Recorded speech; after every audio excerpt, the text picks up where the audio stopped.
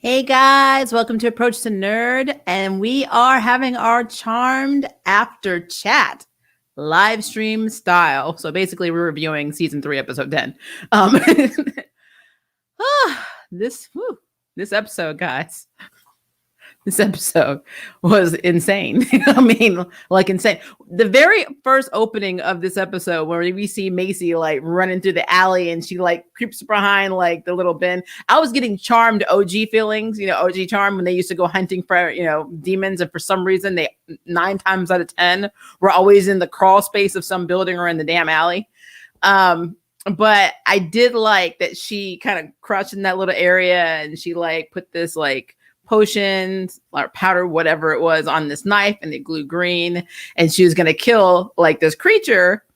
And what was so interesting and to me, and these are basically, I think, like the worm things are like part of the whole scorpion invasions, because the scorpions are all over the city.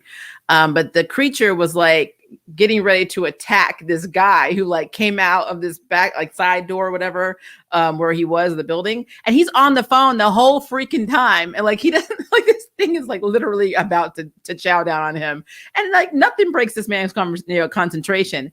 And so Macy uses her telekinesis to push the knife into the creature, and it explodes.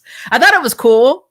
But I'm like, that's real life. And then dude turned around and said, hey, wouldn't kill you to smile. And I'm like, yeah, I'm going to kill your ass. But anyway, woo.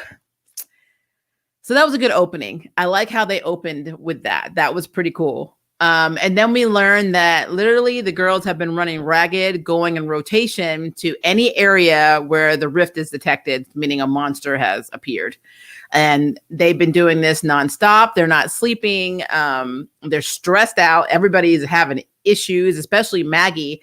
And Maggie has been using her powers on herself. She's been literally messing with her own emotions. She's like her own, drug. That's scary. I never thought about her mood altering, emotion, altering powers being used as in an addictive way. But I guess that makes sense when she was giving herself courage and giving herself, taking her fear away. And that's very interesting. And then I guess they are going to explore that, because we see in the episode, and near the end of the episode, that she's decided that she's going to go see a therapist. And I'm like, as somebody who sees a therapist on the reg, what's wrong with that? What's wrong with that? Life be crazy. All right. So the girls, like I said, are split up, kind of dividing the duties up. Side note, Maggie failed her last psych exam. She has a big paper due on that coming up Friday. So like all of it is like interesting to me. But we are introduced to what I'm naming the avatars from the OG series of this series. Because the Perfecti, I don't trust they at all. No, you're not going to sit here and tell me you just have the solution to all of these magical problems rolled up in a nice little bow. No, just happen to appear to help you. Where have you been this entire time these monsters have been running around? Now, I know they said that they were in the tomb, but come on. No. That's Avatar. I think this is this series version of an Avatar. Because remember, in OG Avatar, they tried to create utopia. And, so basically, remember, the world was going to be perfect. Everything was perfect. There was no need for anybody to be upset about anything. But the trade-off was, if you did get upset about something, then they ended up killing you. Or if you broke the law, they would kill you. It was so perfect, you could not be unperfect. So they took that plot and then they created these two people that are literally the embodiment of what the avatars were trying to make in the OG series. That's how they twisted it in this. I'm telling you, they're no good. They are no good. Perfecti are no good. And I will say, I love the name, Aladria and Mo. I'm like, you couldn't come up with some better names than that. But I will say though, Mo was chowing down on that fast food. For somebody who hasn't eaten in almost over 21,000 years. Yeah, he was getting some fast food. Just saying. No hate, like they were putting down the food, saying the world is in worse shape than we thought. But you were not putting the burger and fries down. So now I do not trust them at all. So yeah, I think the charm ones are trusting a little too much, especially coming off of what they learned about the elders. They should have a little bit more. I know they're tired, I know they're stressed, but I mean, come on. The paranoia is real any other time. I mean, how many times have you told Abby she was trash and they suspect everything she does and she's done nothing but help you? And then you're going to let these two people come in and be like, oh, you can cure our allergy and oh, you can help us get, all the monsters back into the prison. Of course. Absolutely. You guys are godsends. I'm like, it is not this easy, guys. It is not. They are too fast to trust these people. It is, oh my gosh. Oh my gosh. Oh my gosh. Woo! I don't get it. And Mo doesn't really talk a lot. Alondria seems to talk more. And I don't know why that is. Like, is he not allowed to have conversations with people? I mean, is that racism? Like, sorry, I had to throw that out there. Let me talk about the sweet scene though that we had. So Macy, when she came back from her rotation, she got hurt and she got like scratched on her shoulder. And Harry was trying to heal her from a distance and it was still burning her. And, Macy is having lots of issues this season. Like she's having a lot, especially the last 3 or 4 episodes. Since Julian died, really, she's really been having issues. Not just with the Black experience, which as a biracial still, it's interesting that they're exploring it with Macy's character. But she's having issues with that. And then she's also having issues with her charm duties. And then she's having issues running, obviously safe space and dealing with the Shade, organization. So it's like she's got so much stuff on her that she is not handling things. And Macy has proven she does not do well with stress. She is not. She is very aggressive when stressed out. So she snaps. She don't know how to handle her shiz. She is Piper. Because when Piper's stressed out, Piper's the same way. So I thought that was interesting. Instead of being Prue, she's definitely more Piper in that regard.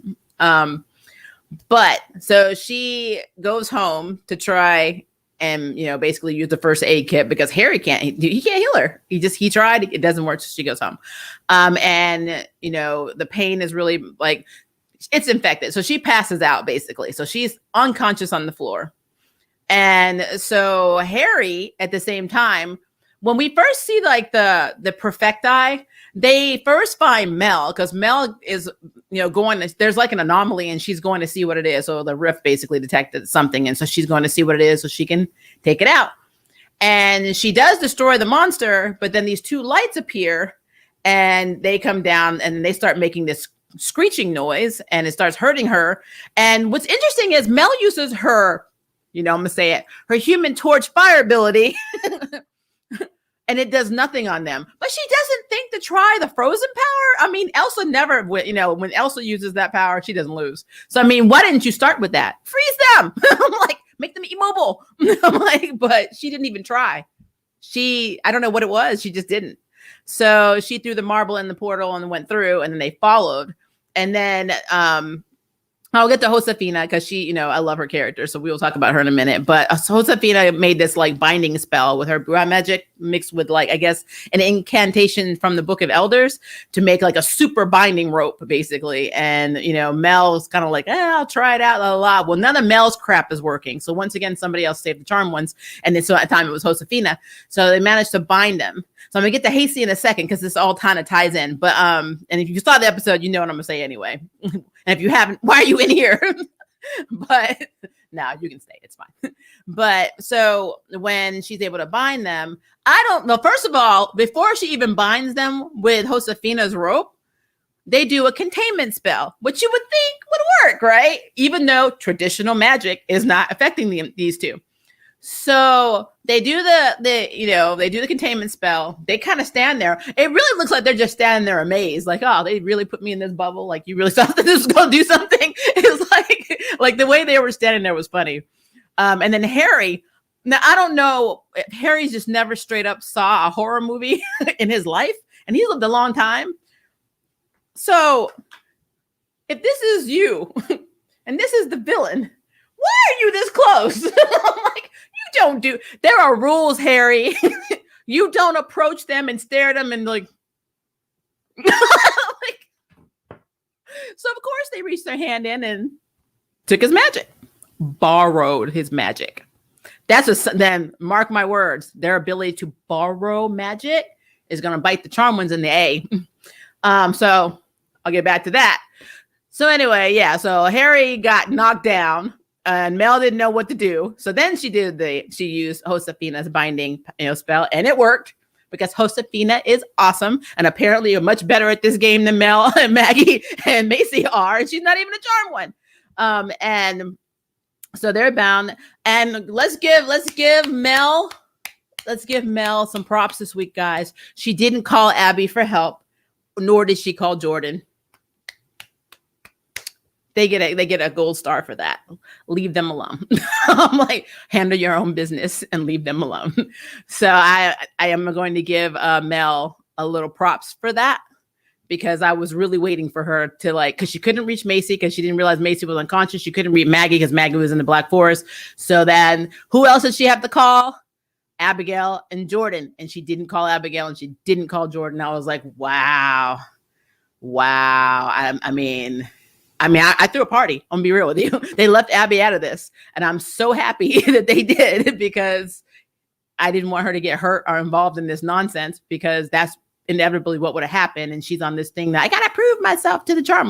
You don't gotta prove crap. Anyway, moving on. So when Harry wakes up, he realizes that he's mortal. And then they have to go, they see, the rifts are still happening in the two areas. Like, well, first of all, Macy's at home and they see her, she hasn't come back. And then, Maggie still hasn't returned from the rift. So Mel goes after Maggie, which of course I knew she was going to do. And of course, Harry went after Macy. Well, Harry gets there. She's unconscious. He doesn't know what to do. He can't heal her, but he can touch her because he can touch Mel because he's mortal right now. And so he goes into Mel's secret potion stash and he manages to do something. And it's interesting how the White Lighters in this universe are very good with spells and potions, because I don't remember Leo ever being that inept with it or down with it. I've never recalled him ever knowing how to mix a potion. He knows how to throw them when they hand them to him, but I don't remember him ever being, or any other White Lighter ever having any knowledge of the ins and outs of potions and spell casting. So it's interesting that Harry has this. I'm just throwing that out there, but he's able to bring his woman back and she's freaked out. She jumps. She's like, oh, Harry. And I was thinking, well, Macy, he's this close to you and you haven't been zapped. So let's think about it. And then sure enough, he's she's like, how does this happen? He's like, just go with it. Now me, the married woman in me was like, okay, I have to say it. You youngins, plug your ears. I thought they would have been going at it like dogs in heat. But they were sitting there talking and cuddling. And I'm like, it's cute. It's such a cute moment. And Harry's like, no matter, what happens, we're there for each other. They did the little sweet stuff they always do. But I thought, how long it's been? I'm like, meet you upstairs.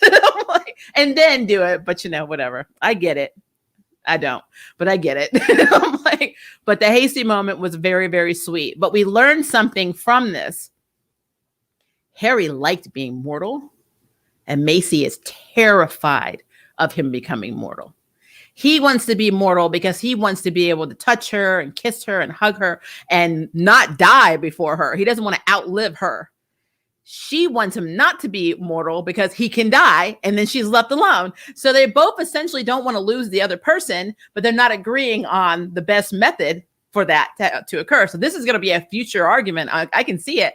And the way Macy was like, oh, one thing at a time, Harry. I'm like, that's code for you're not doing it. So yeah. So this is going to be a problem with Hazy. That mortal to be or not to be is definitely the question that's going to cause a lot of friction between these two. So there's that. Josefina, I love her. Mel needs to stop thinking, and they need to stop writing her so bitchy. Even though she was not as bitchy as she has been in the previous 3 episodes, how she talked to, Josefina, saying, this is too dangerous. You can't do this, with or without magic, you can't get involved, and blah, blah, blah. And even Harry made the point of, well, Mel, when you found out you were a witch, you guys took on the entire magical world and demon world, the next day, it was like, so her kind of holding, Josefina back makes no sense because she's made it this far just with the spells and the potions that she knows. So Mel and then they learned all their stuff from almost dying, trial and error, and hardly ever being together. And they're charmed and they have powers. So yeah, I have a lot of issues with how she was dealing with Josefina. Now I will say, I completely love that she's going to let Josefina help her remake the Book of Shadows. And that one of the spells is now the new binding spell that Josefina just did. I thought that was very cute. I actually really, really love that. So I'm okay with that. But like even Josefina's like, stop. You need to freaking trust me. I got this far by myself. What is wrong with you? So I'm completely down with that. But I don't know how they've been writing Mel is really weird. Just like how she was talking to Harry saying, oh yeah, I understand what you're saying, but that's basically, Harry, that's when you knew everything and could help us. And now, and it's just like, oh, so basically you're just saying what, he's useless and doesn't know anything. I'm like, what is wrong with Mel? Who hurt her? She needs a cookie. I don't know. She needs a cookie. That's what it is. She's not getting cookies. Don't take that the wrong way. All right. So back to these whole Perfecti, aka the new avatars. So they built the prison or the benevolent classification and containment system. I'm not going to do that whole fifth dimension thing. That thing was long, but the benevolent. So BCACS is that the acronym? And I'm like, no.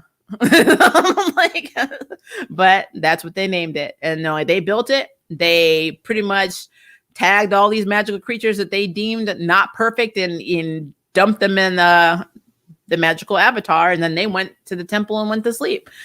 But what got me was when Mo said, who read from the tablet? And he said, you should have done that months ago. And I'm like, why? And also, did you really put yourself in the temple, or did somebody else put you in the temple? So yeah, I'm kind of like, it doesn't sit well with me, guys. My shade factor alarm went off, and they are sus as fuck. So I'm not trusting it. I don't want anything to do with it. I'm not even claiming the Perfecti. Anything that names themselves perfect is problematic, because that had to happen in Germany during the Holocaust, so we can see how that turned out. So I'm kind of telling you people, and they are sus. Maggie facing the doppelganger was very interesting. Like she was so exhausted, her powers were not hyping her up and taking her fear away. And I will say I did enjoy the fight, but Maggie was getting her handled to her by her doppelganger. I mean, she was beating Maggie's butt. If Mel had not shown up, because apparently with the way the doppelgangers in this universe work, they can only take on one form. So they are not Mystique and X-Men at all. They can only prey on the fears of one person at a time. That seems such a limited power to have as a doppelganger, You can't just go back and forth and confuse people, it's very limited. So I guess the good thing about this universe is there are definite weaknesses for all of these monsters that keep getting out. They just got to figure them out. But Mel knowing about the doppelganger was interesting, and then understanding that it preys on fear, and you have to be alone. And then when, and I do love when Maggie, because of her stick, she actually did a spell. And so now it has a like sharp, it looked like a freaking Roman, or even like a tomahawk type arrow tip at the end of it. What are they called? The breams? I have to look up the breams, the Roman ones. But yeah, now that there's a sharpie pointy thing at the end of her stick that she can inflict major pain and damage upon you. And I'm there for it. Is it as cool as season 1? No, they had really cool weapons in season 1 from their mom. I really like those weapons, actually. Well, Macy didn't need it because she's a telekinetic, but Mel and Maggie's like freaking. I don't even know whatever happened to the staff, like Maggie's staff, and what happened to the time. I guess technically because Mel's no longer a time witch, maybe it couldn't work. But I mean, her powers do kind of age and de-age really quickly. So maybe I don't know. I just want to know what happened to them. It just seems like everything disappeared. Are they not still in that room? Is that room still not in their house? I'm really confused on that. I wish that we would be enlightened by that because it's interesting. But yeah, I do like the fact that they are kind of coming up with this whole. Have you guys seen Shadowhunters? I used to read the books, the City of City of everything, City of Glass, City of whatever. I think Cassandra Clare is the author. Well, they're hunting like these monsters is very reminiscent of Shadowhunters, the TV series that used to come on Freeform. And so that's why I was really into the whole aesthetic, especially with Macy fighting in the dark in the alley. I thought that was very cool. Yes, it gave me OG charm, but Shadowhunters was like, I love Shadowhunters. I love Malik. Huge fan. I love even the prequels to the stories, the sequels to the stories with Shadowhunter Academy. So like, if you ever have a chance to check the book series out, awesome. It's awesome. I think the movie they made was called The Mortal Instruments. It had Phil Collins' daughter, Lily Collins, played Clary in that. So like the movie was not bad. The TV series had the chick who played Mia Smoke from the Arrowverse as Clary. So it's a really good one. But the reason I keep pointing to this is there's so many factors in Charmed right now in this episode that reminded me of that one. Just how they were hunting them demons individually just reminded me of Shadowhunters. Okay, sorry. Let me go back. I'm regressing. Going back. So they took out the doppelganger. Everybody goes back. And this is how they realize, first of all, I like Mel's idea. Because when she was like, okay, they're not bound anymore, but they can't be hurt by traditional magic, but we can chop the hay. So she throws the axe at Macy. I'm going to bind them. You get rid of Chop. And Macy's like, with pleasure, basically. And so then, of course, Josefina's like, they're not here to hurt us. I was in their mind, and so I know what they want. And I'm like, no, they let you see what you want. Because we've been through this in the OG Charm, because the avatars were in their minds too. And they were showing them what they wanted the person they were showing to see. So that doesn't mean anything. I mean, anything at all. So I'm just like, oh my gosh, they're so shady. And how can you fight them? I mean, yeah, you can bind them. They're going to have like, now Josefina's going to have to come up with spells to help the charm ones just to fight the Perfecti because they can't use traditional magic. And I don't really know if the power of 3 will work. I don't know. According to the Perfecti, there were no charm ones when the magic was just flying everywhere with no institution governing anything. So they, took it upon themselves to be Perfecti and take control of every situation. Just like when Mo said, another clue that they're shady, he said, I miss the days when we didn't really need to have an introduction. So everybody just knew who we were. And then, of course, she's like, it'll come again or, soon or something like that. And I'm like, that's telling you right now, they are shady.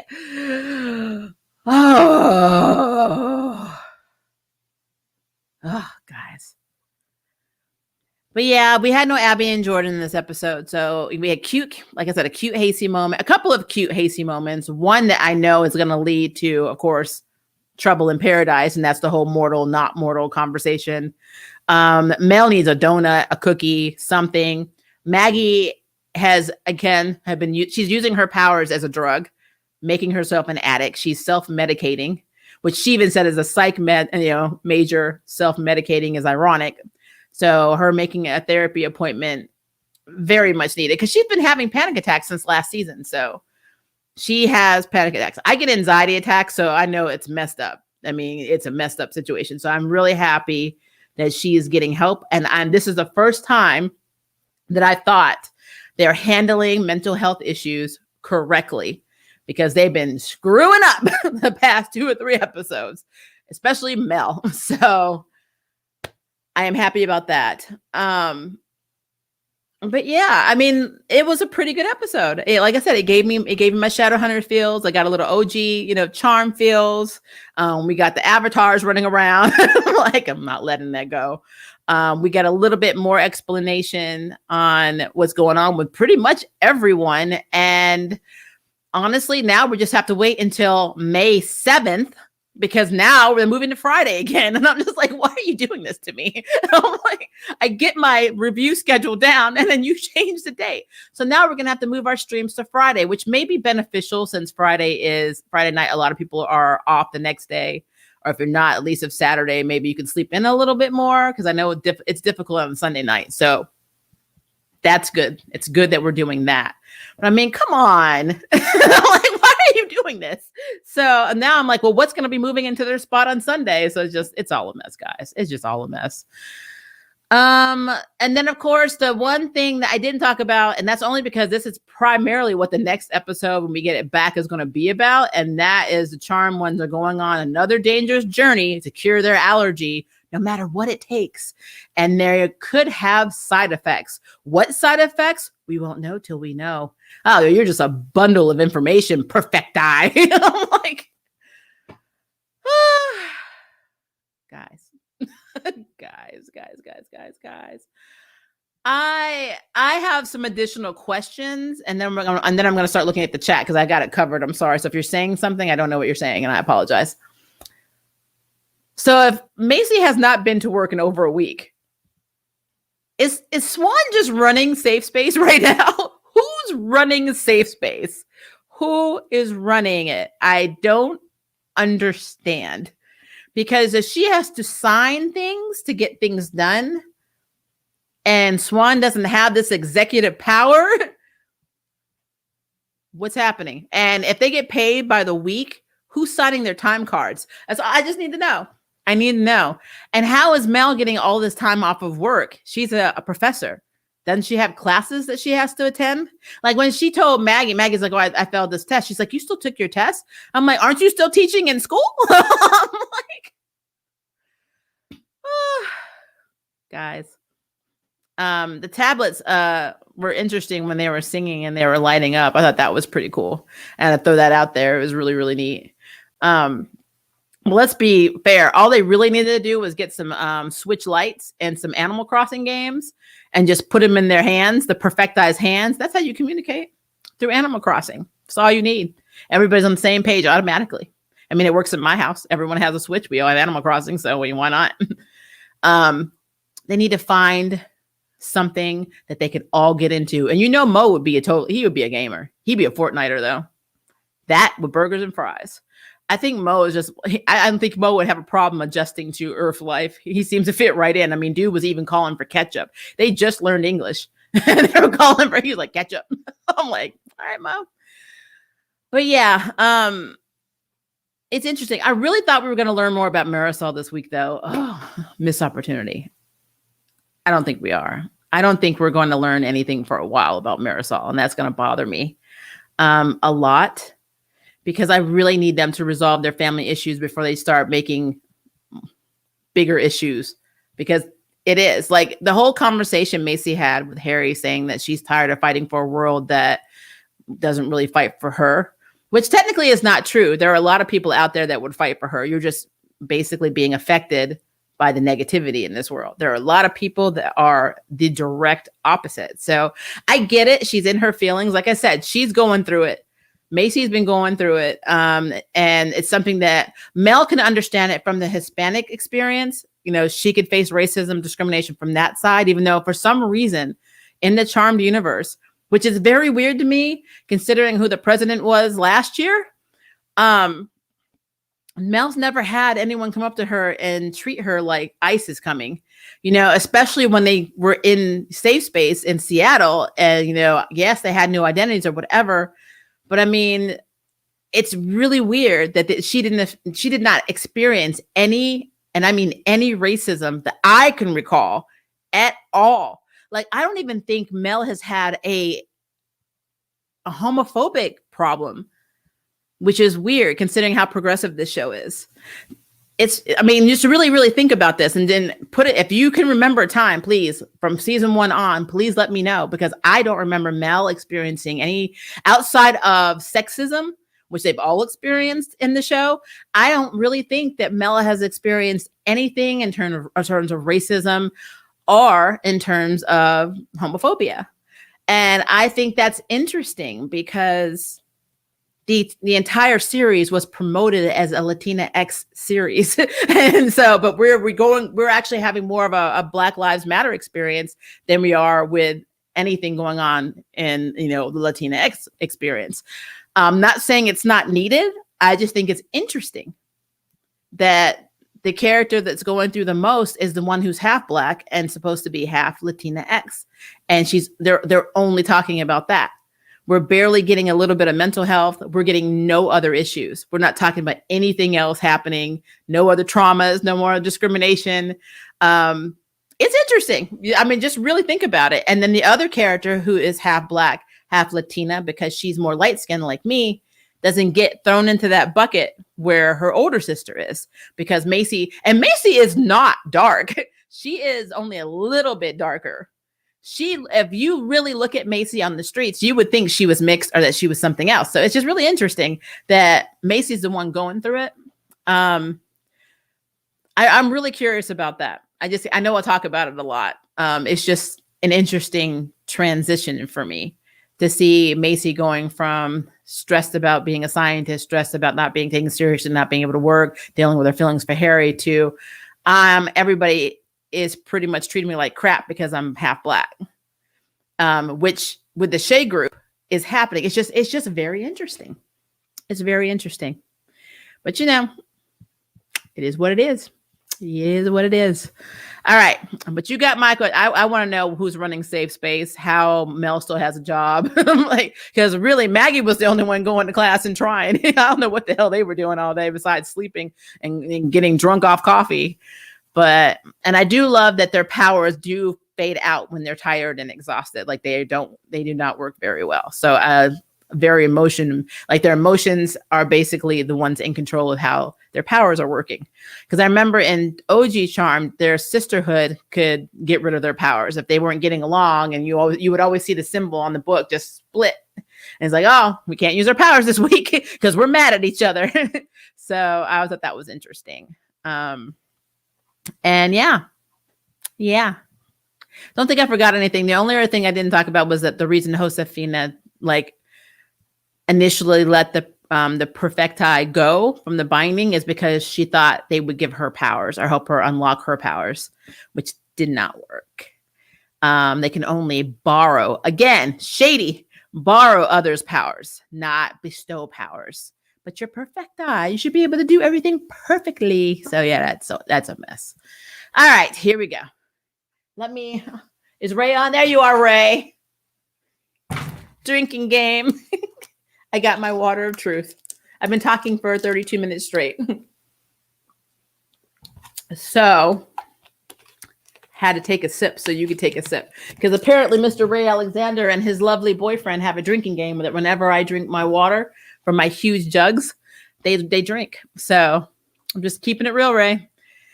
I feel like the Shea group has blood in water since Macy and the legal clinic maneuver. Oh, absolutely. I think they have blood in the water since she inherited Safe Space to begin with, because Julian, that probably wasn't something he discussed with the board. So yeah, I could see that being highly problematic.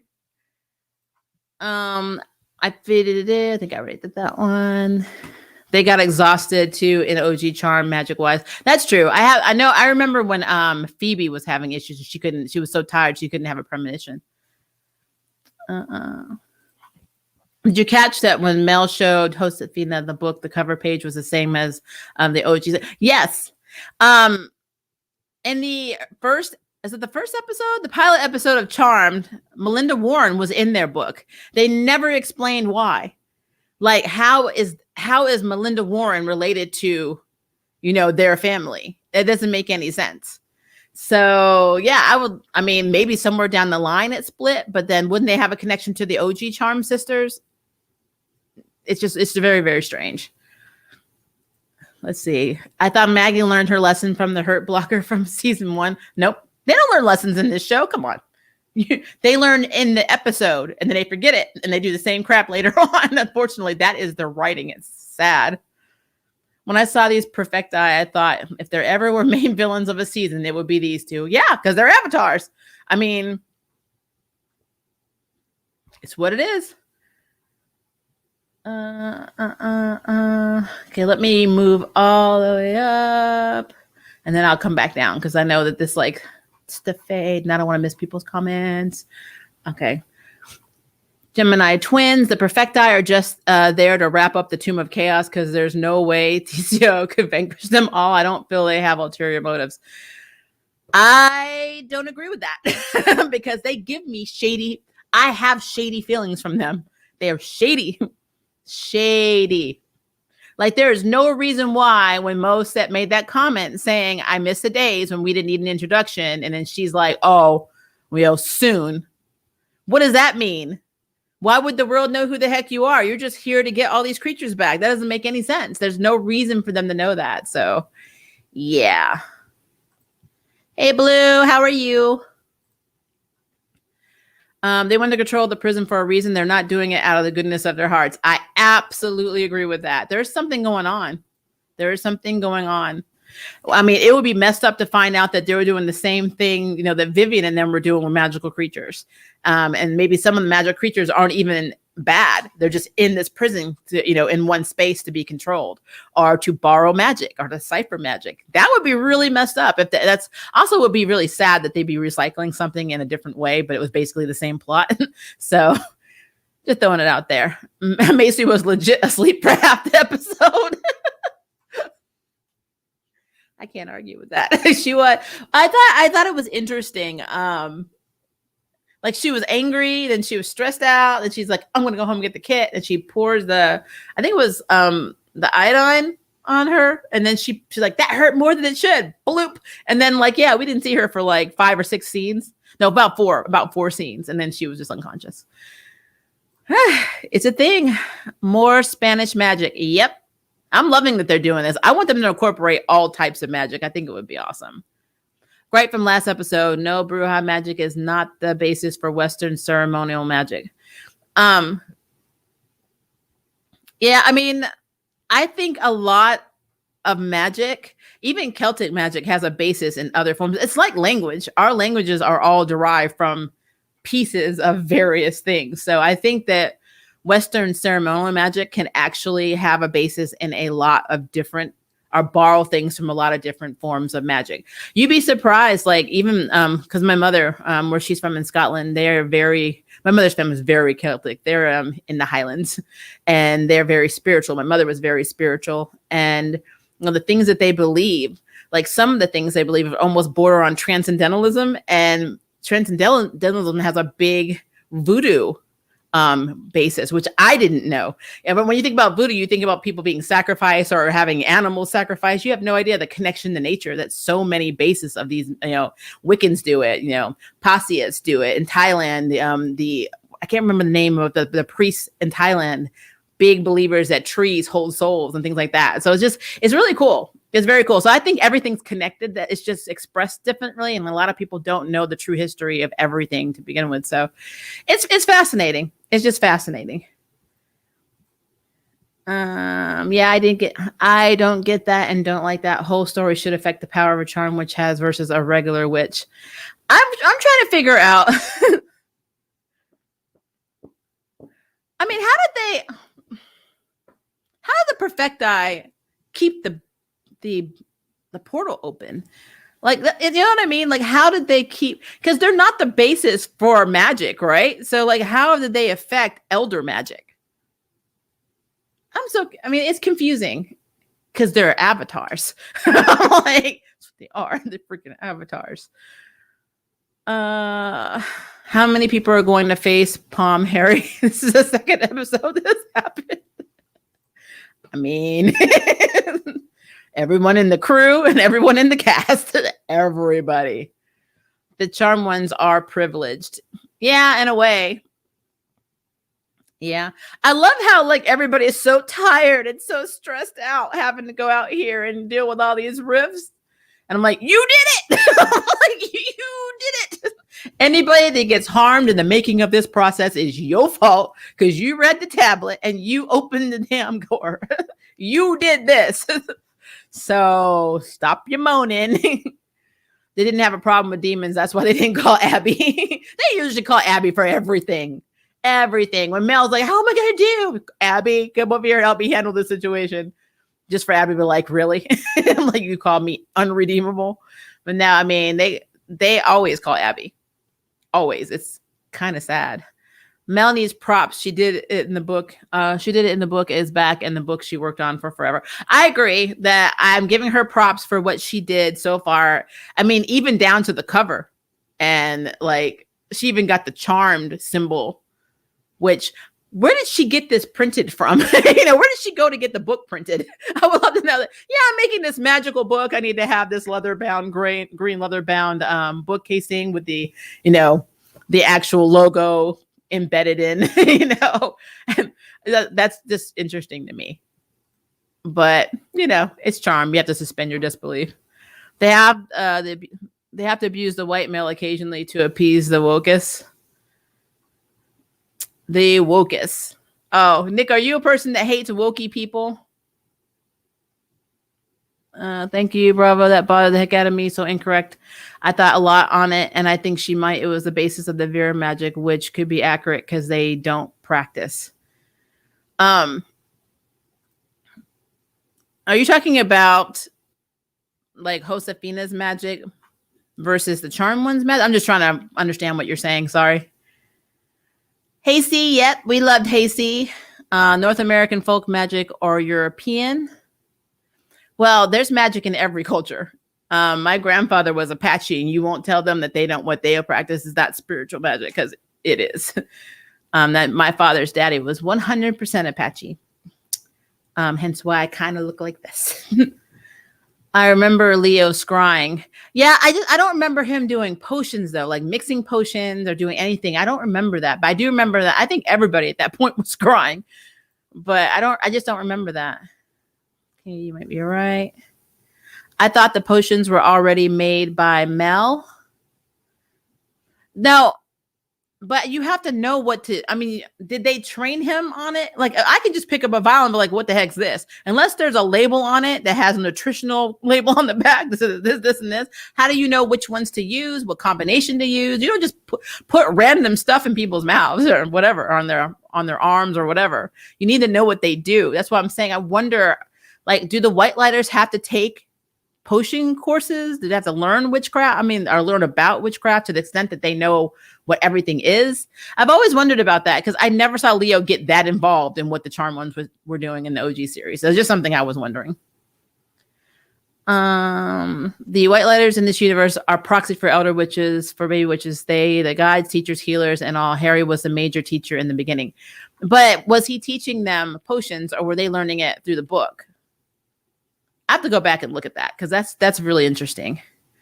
Yeah, the mortal thing is going to be an upcoming problem. Oh yeah, you can see it. You can see the way she looked when he said he enjoyed being mortal. She kind of looked at him like, "You crazy? You crazy?" Like, you can die. And he's like, "Yeah, but if I am not mortal, then I'm going to outlive you and be lonely and miserable." So they're kind of like, it's pretty much my concern for you should be more important than your concern for me. And they're both feeling this way. It is going to cause some serious issues with them. Man, Josefina reminds me of Mel in season 1. Yep, she does. She's actually starting to replace Mel as my favorite character. Killing off all the other White Lighters was stupid. Season 2 had a lot of problems. Let's just go here. Let's just do it right there. Season 2 had a lot of problems. Killing off the White Lighters was the tip of the iceberg on that. Sorry, scrolled down, so I'm trying to scroll back up. Hold on.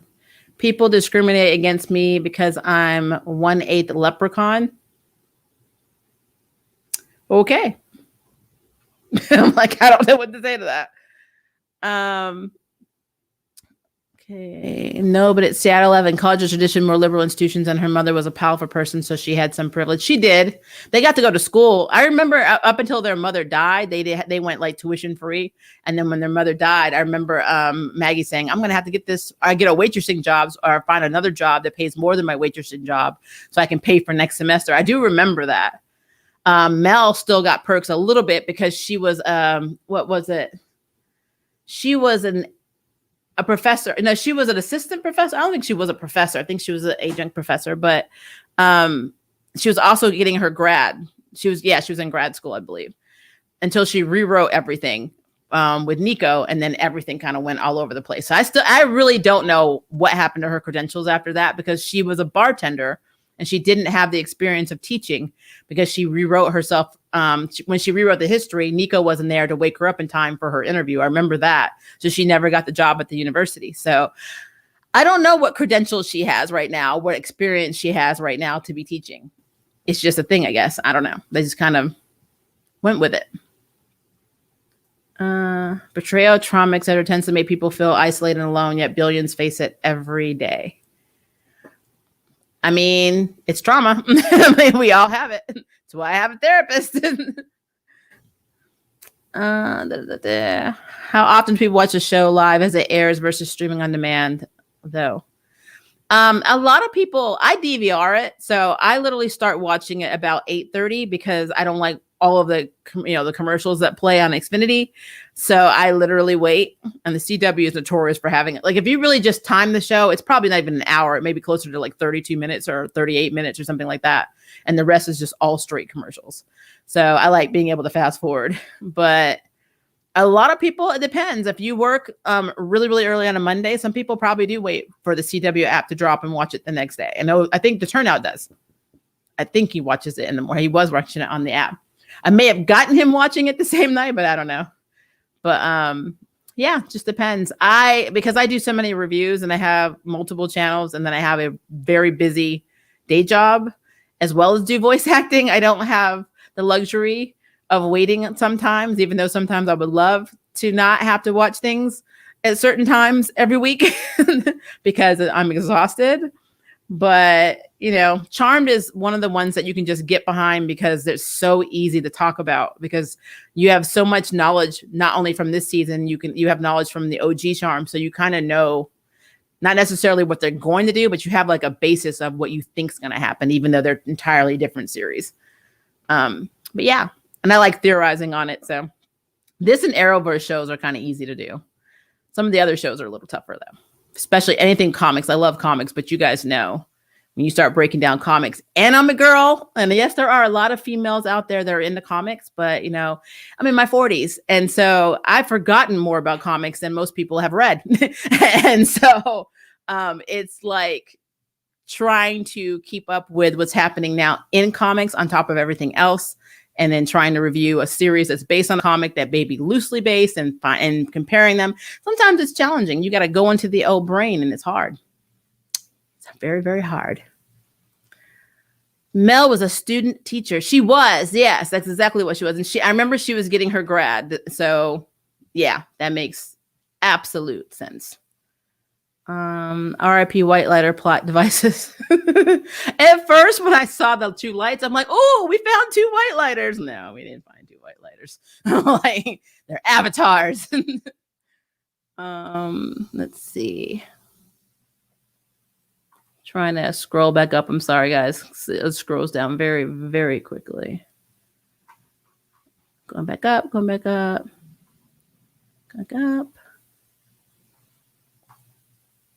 Okay. Perfecti want to use the creatures as soldiers to dominate the world. I mean, it's possible. Like I said, they could be, they borrow magic. So maybe the supply of their magic could be coming from the creatures that they have locked up because they borrow magic.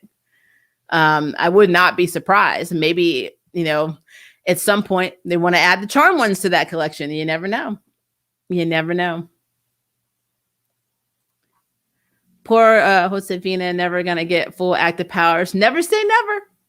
We don't know that. She said when she looked into their mind, she saw that they couldn't bestow them on her. It did not say that she couldn't eventually get powers of her own. We don't know that. And remember, this is the CW. Dreamer got powers, and Dreamer, it should have gone to biologically, if we're going by biological female birth, it should have gone to Dreamer's older sister. So, just saying.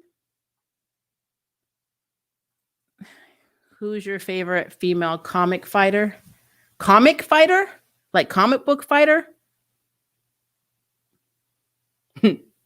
So, I mean, you know the answer, right? Is always Lady Shiva. I mean, like, Lady Shiva is my all-time favorite female comic book character of all time.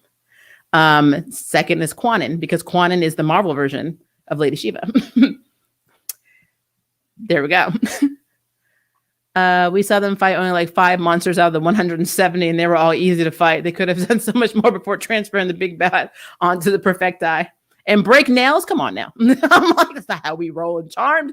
Like, always wonder why Empowering is showing up on More Frustrated You, because that was something they did every season since the original series. You can't really fault them for following tradition. Madness? I can. And since I have never reviewed the previous seasons, I'm just put it out there. I faulted the previous versions too. Like, this is not, I am not discriminating with Dino Fury.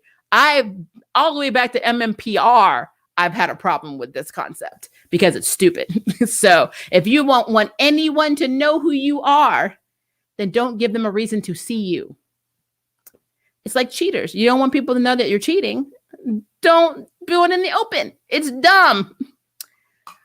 Oh my gosh. It's an iconic part of the franchise. It's a stupidity part of the franchise. We all know it's Lady Shiva. I mean, thank you, David. Thank you. Ray knows. Ray's just messing with me today. I see how it is. At first, I thought they were going to be the precursors to the elders, but they are not. They are not like a mission as an organizational body. I couldn't see these two. The Perfecti could never be elders. Well, then again, though, the elders in this series are very shady. So essentially they could. But no, I mean, I don't know what it is. I'm telling you, when I saw them, I'm like, I'm getting Avatar vibes from the OG Charmed. I just get Avatar vibes. And I mean, I don't think they're going to say that there are avatars in this, universe, because they're trying to separate themselves from OG Charmed. But I don't know, guys. I don't know. I'm sorry. I just feel like they are avatars. I really do. I think they just took the avatar concept and made the mission into physical forms, and that is these two. And it's messed up. But the charm ones will learn. Let's see. I continue to hate the let's send the sisters off on a grand journey off screen. Yeah. But I mean, maybe, okay, so I think that we might see their journey, because it looked like they were like, in the preview that they showed, it looked like everything had worked out and they were getting exactly what they wanted. Like, it looked like Mel was getting promoted and like everybody was getting what they wanted. And then something happened and they're like, oh, this is the side effect. So it's like, it's all in their mind. And maybe wherever they were, they never actually left. It could be like some labyrinth stuff. I don't know. I think it's potentially pretty cool. Thank you for talking me into watching New Charmed. I watched the original when it first aired, and based on the episodes I've seen so far, quality in the new series is much better. Let's camp. Yeah, like I know I'm going to get a lot of hate for this. Charmed is going to be in my heart because it was the first. Besides, what was the movie? Why did it go out of my head? Oh, it went out of my head. But there's another movie that I used to watch that reminded me a lot of Charmed. But outside of that, this was like the powerful kick-ass witches series for our generation, or at least when I was younger. So I will always love it. But it did the craft. Thank you, Sean. I'm telling you, man, when you get in your 40s, the memory goes. My mother told me that when she was alive. I didn't believe her. I'm a believer. I tell my daughter that. She's in her 20s. All the time, the memory goes. But yes, The Craft. Thank you. The Craft, and then there was one with Robin Lively. Was it Teen Witch? I thought that was kind of funny too. I like that movie. All right, so I really don't think it aged well in terms of representation, though. I mean, when you go back and you watch it now, it's more about the sisters and their love problems and their job problems than it is the world problems. So there's that. At least in this, there's something outside of the sisters. Yeah, sometimes the sisters can be narcissistic as hell, but I mean, you actually get to see stuff going on outside of them, and then people do put each other in their place a lot, and I do like that. So it's a thing. Romantic plot line for Mel and Abby in the future. I mean, I'm a big Abby Mel shipper, but at the same time, right now, I need Mel to get her crap together, because I don't like how they write her right now. She's too bitchy. So, and I don't like how she played off mental illness and self-harm. I don't like that at all. You do not make light of that, regardless of how you feel about a character. You don't do that. So right now, I don't want Mel with anybody, and her being with Ruby kind of bores me. So Ruby's a great character. I just don't like her with Mel. It's more of a Mel problem, not a Ruby problem. Ruby is actually a very interesting character when she's not with Mel. So I don't know. Maybe Mel will finally get her time powers back.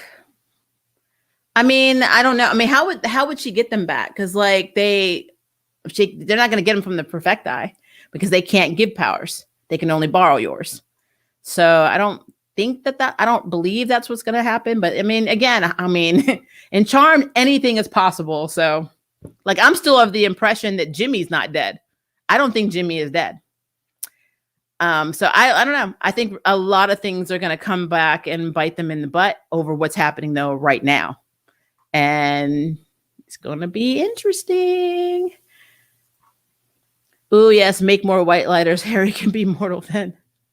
No, Harry cannot be mortal because Macy doesn't want him to die ever. He won't die. The reason she doesn't want him to be mortal is that he's protected because he's a white lighter. You know, it's very hard, I guess, to kill off a white lighter.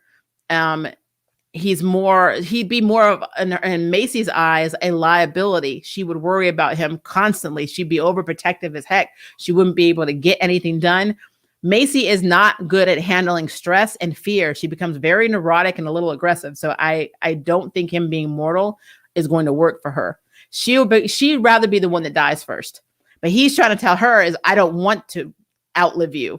And so they're just not agreeing right now. They're not going to agree on this. It's going to be very interesting. Very interesting. Let's see.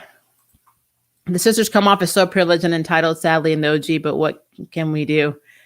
I mean, essentially they were. They didn't have the problems that you have, you know. They did deal with, you know, being treated unfairly as women. I mean, but that's it.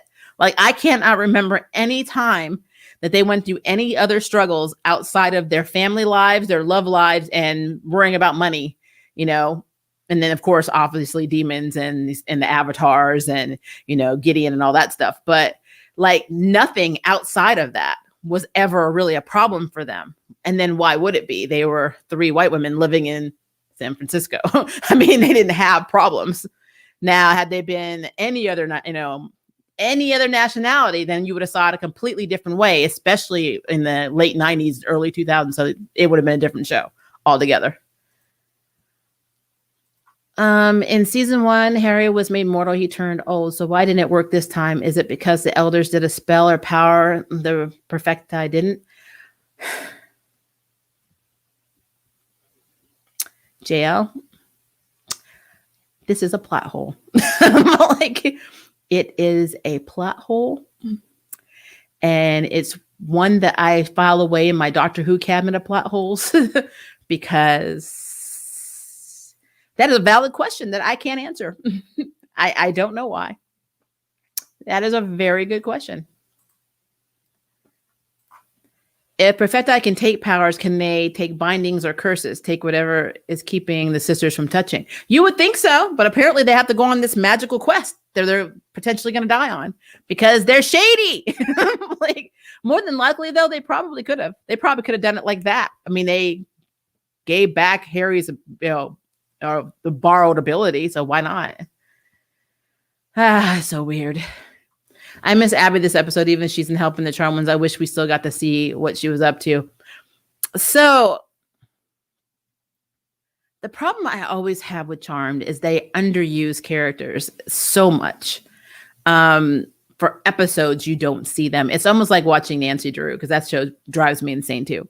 I feel like, and I really hope this is not true, I feel like now that we have Josefina, Abby and Jordan are going to be pushed to the side as non-players. They might become NPCs. I'm just going to be real with you, because they seem to be doing the same thing with Kevin. Like, we haven't seen Kevin since the whole book signing assignment thing, and Mel potentially getting into it with the dean and possibly losing her job. We have not seen anything from Kevin since then. So Kevin's gone for right now. There's no Jordan in this episode. There's no Abby in this episode. You would think that Jordan would be all over, Maggie now that he can touch her. There's nothing. There's absolutely nothing. Not even helping them. There's scorpions crawling all over the city, and he doesn't even show up to ask what's going on. It's just the problem I've always had with the writing team for this series. And because they rotate so much, it really bothers me. We don't need Kevin. I would much rather Lon than Kevin. Kevin is not happening, so he can't sit with us. I mean, that's what it seems like. It's sad. That is really sad. It's like, well, we already have a new trans character, and that's our cousin, so we don't need to have another one, even though he's trans male, not trans female. But I don't know, guys. I don't know. Her telekinesis did that, kind of like Jean Grey, Phoenix powers with matter manipulation. Other white lighters couldn't telekinetically orb things, just some. Gideon, Wyatt, Chris Page. Yeah, Page, I love her orbing ability. The Perfecti do give off exactly shady vibe. There's something wrong. There's just something wrong. And like, I feel it. I'm sitting in there. I was like, when they were listening, I'm like, no, don't listen to them. No, weren't you listening? I'm like, this is bad. Bad.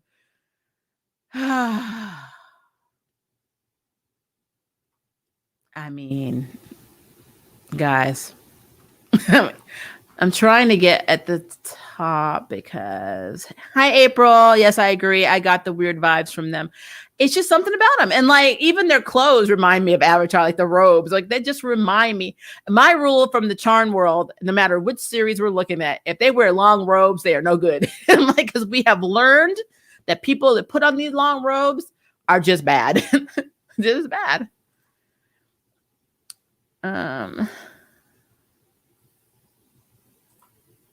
It's kind of weird how Josefina has only been here for 2 episodes and she's already my favorite character. Hopefully she doesn't leave and go back to Puerto Rico. I mean, right? I mean, like that. True words have never been spoken. But I mean, that's going to happen. You're literally going to find characters that you're going to like a lot better than the main 3. Because they're not bad characters. They're just written inconsistently. So sometimes you're like, oh, they're very cool. They have their sister on there, blah, blah, blah. And sometimes you're like, if these biatches don't sit down, I'm going to smack them. It's just what it is. It's what it is.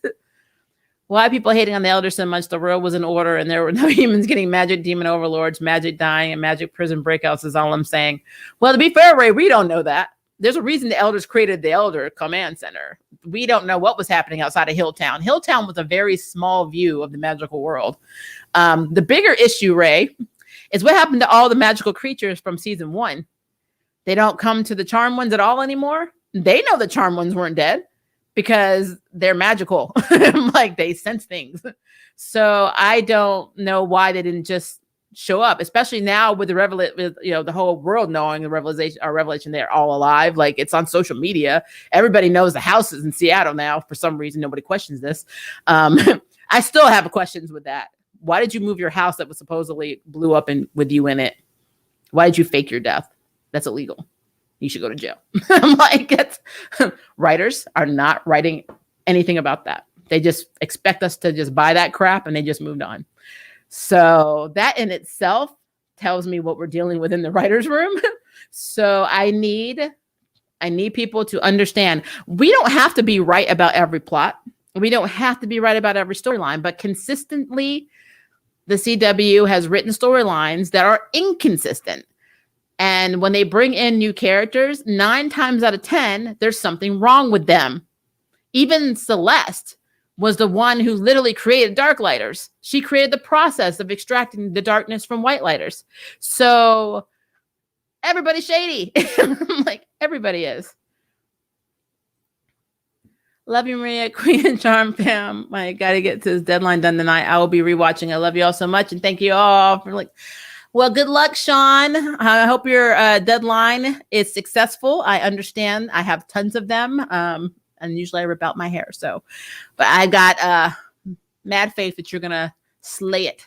Slay it. And thank you for joining the stream, even though you had a deadline. You're awesome. The new show on HBO Max, Nevers, is pretty good. I saw the trailer. I'm going to be checking that out. It looks very cool. COVID cut the magical creatures' salaries. They got to rely on stimulus checks. Well, some of them probably didn't even get their stimulus checks. They don't have a forwarding address, and they didn't do their taxes. They're just SOL. I'm like, well, are they in America? That's the way we roll in America. They did not explain what happened to all the people who the Perfecti threatened, scared, and harassed. Did they all just go home? Yeah, they didn't tell the people. We understand they touched you inappropriately and you passed out, but it's okay. This is a safe space. You ever notice how safe space is like not really safe, hardly ever? Ironic there.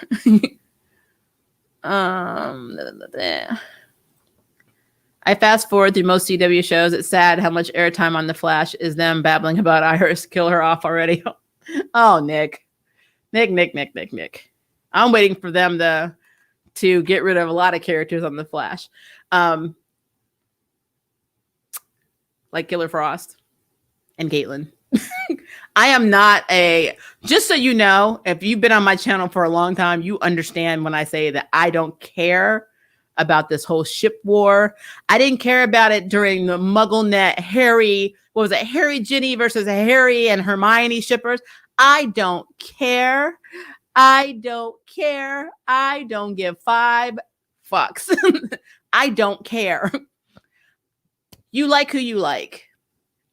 I just don't like what they did to Killer Frost. I love her in the comics. I don't like her on the CW. Caitlin is boring.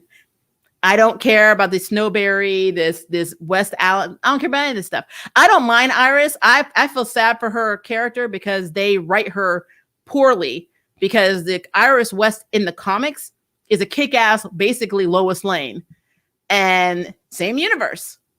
And they don't give her that in this series. But I will say this. I will say it. And if I hurt people's feelings, it is what it is. That actress went through a lot of shit when she got cast because she was Black, and people were writing nasty shit on her Instagram. And that is truth. They didn't do it to anybody else on that series, but they did it to her, and nobody helped her for a long time. And that girl had to go to work, and she had to act in that show knowing people were calling her the N-word and everything under the sun. And then when you say something about it, people like to say, oh, you're just woke. But you know what? I like being awake. And I've said this on many a stream. And if you don't like being woke, keep your ass asleep. Can't talk when you're tired. Can't talk when you're unconscious. Shut up. And that's how I feel about it. And you know me, I love my subscribers. I love the conversations we have. But if you're offended by me saying that, you know how to unsubscribe and you know how to go away. I don't care. I don't. I am not down with that whole racist, it's just an agenda crap. I don't care. I do not give 5 fucks. And I'm sorry if I'm cussing right now. It's such a repetitive thing that it makes me mad. And I know people look at me and they don't think, oh, what do you know about? No, I understand that my Blackness does not shine through. And I understand that I'm ambiguous as hell. But I'm telling you, on my channel, I mean, if I see crap, I'm not even going to say anything to you. I'm just going to block you. So there we go. You should be a motivational speaker, get a job at Safe Space, throw that leopard dress on for Mace. I got you, girl. I'm not putting that. My breasts are a lot larger than hers. So yeah, we're not gonna have that because they won't be looking here.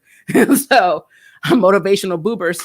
But no, I feel like I love Macy's actress. If you ever see Madeline Mantock in Into the West? Is that the name of it? That was on AMC. I love that show, but I always forget titles. Love that show. And I loved her in the Tomorrow People She basically played Astrid. I think her name was Astrid in that show.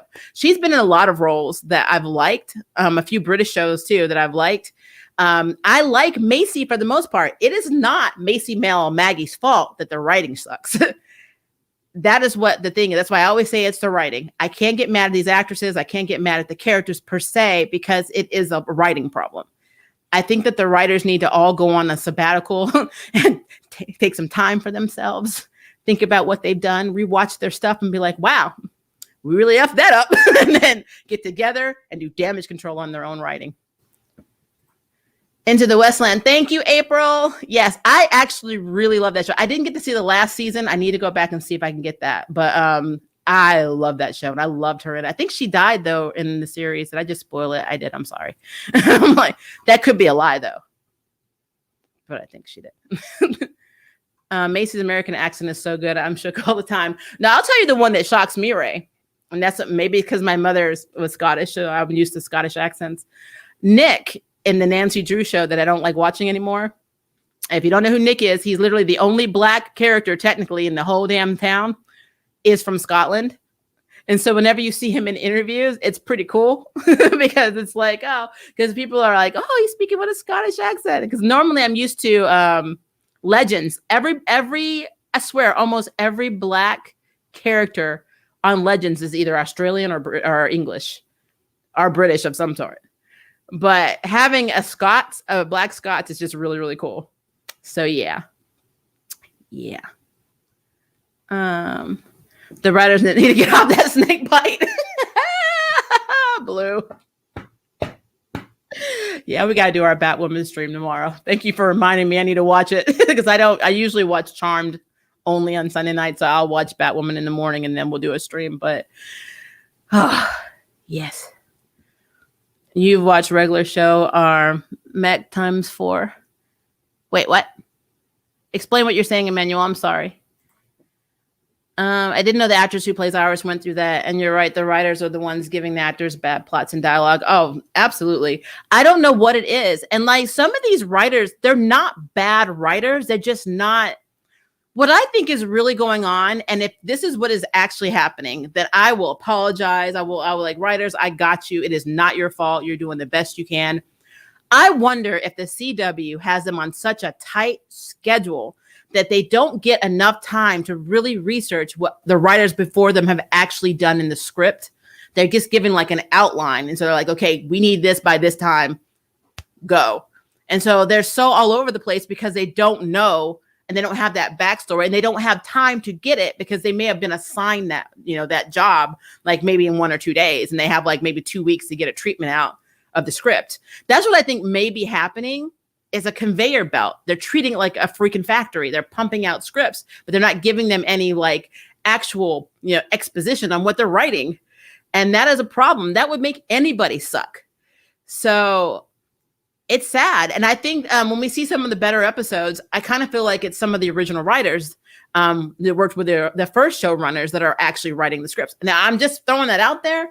But I think that could be what's happening because Charmed is not the only series I see this in on the CW.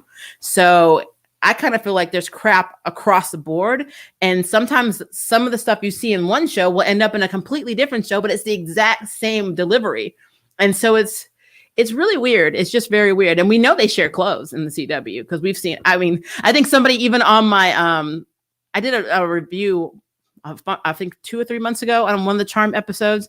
And like somebody had pointed out that Abigail's dress was also worn by Isabel in Roswell, New Mexico. And I'm like, I went back and looked. I'm like, you are absolutely right. So we know they're sharing wardrobes, so why not share plots? And if that's what's happening, then that's CW.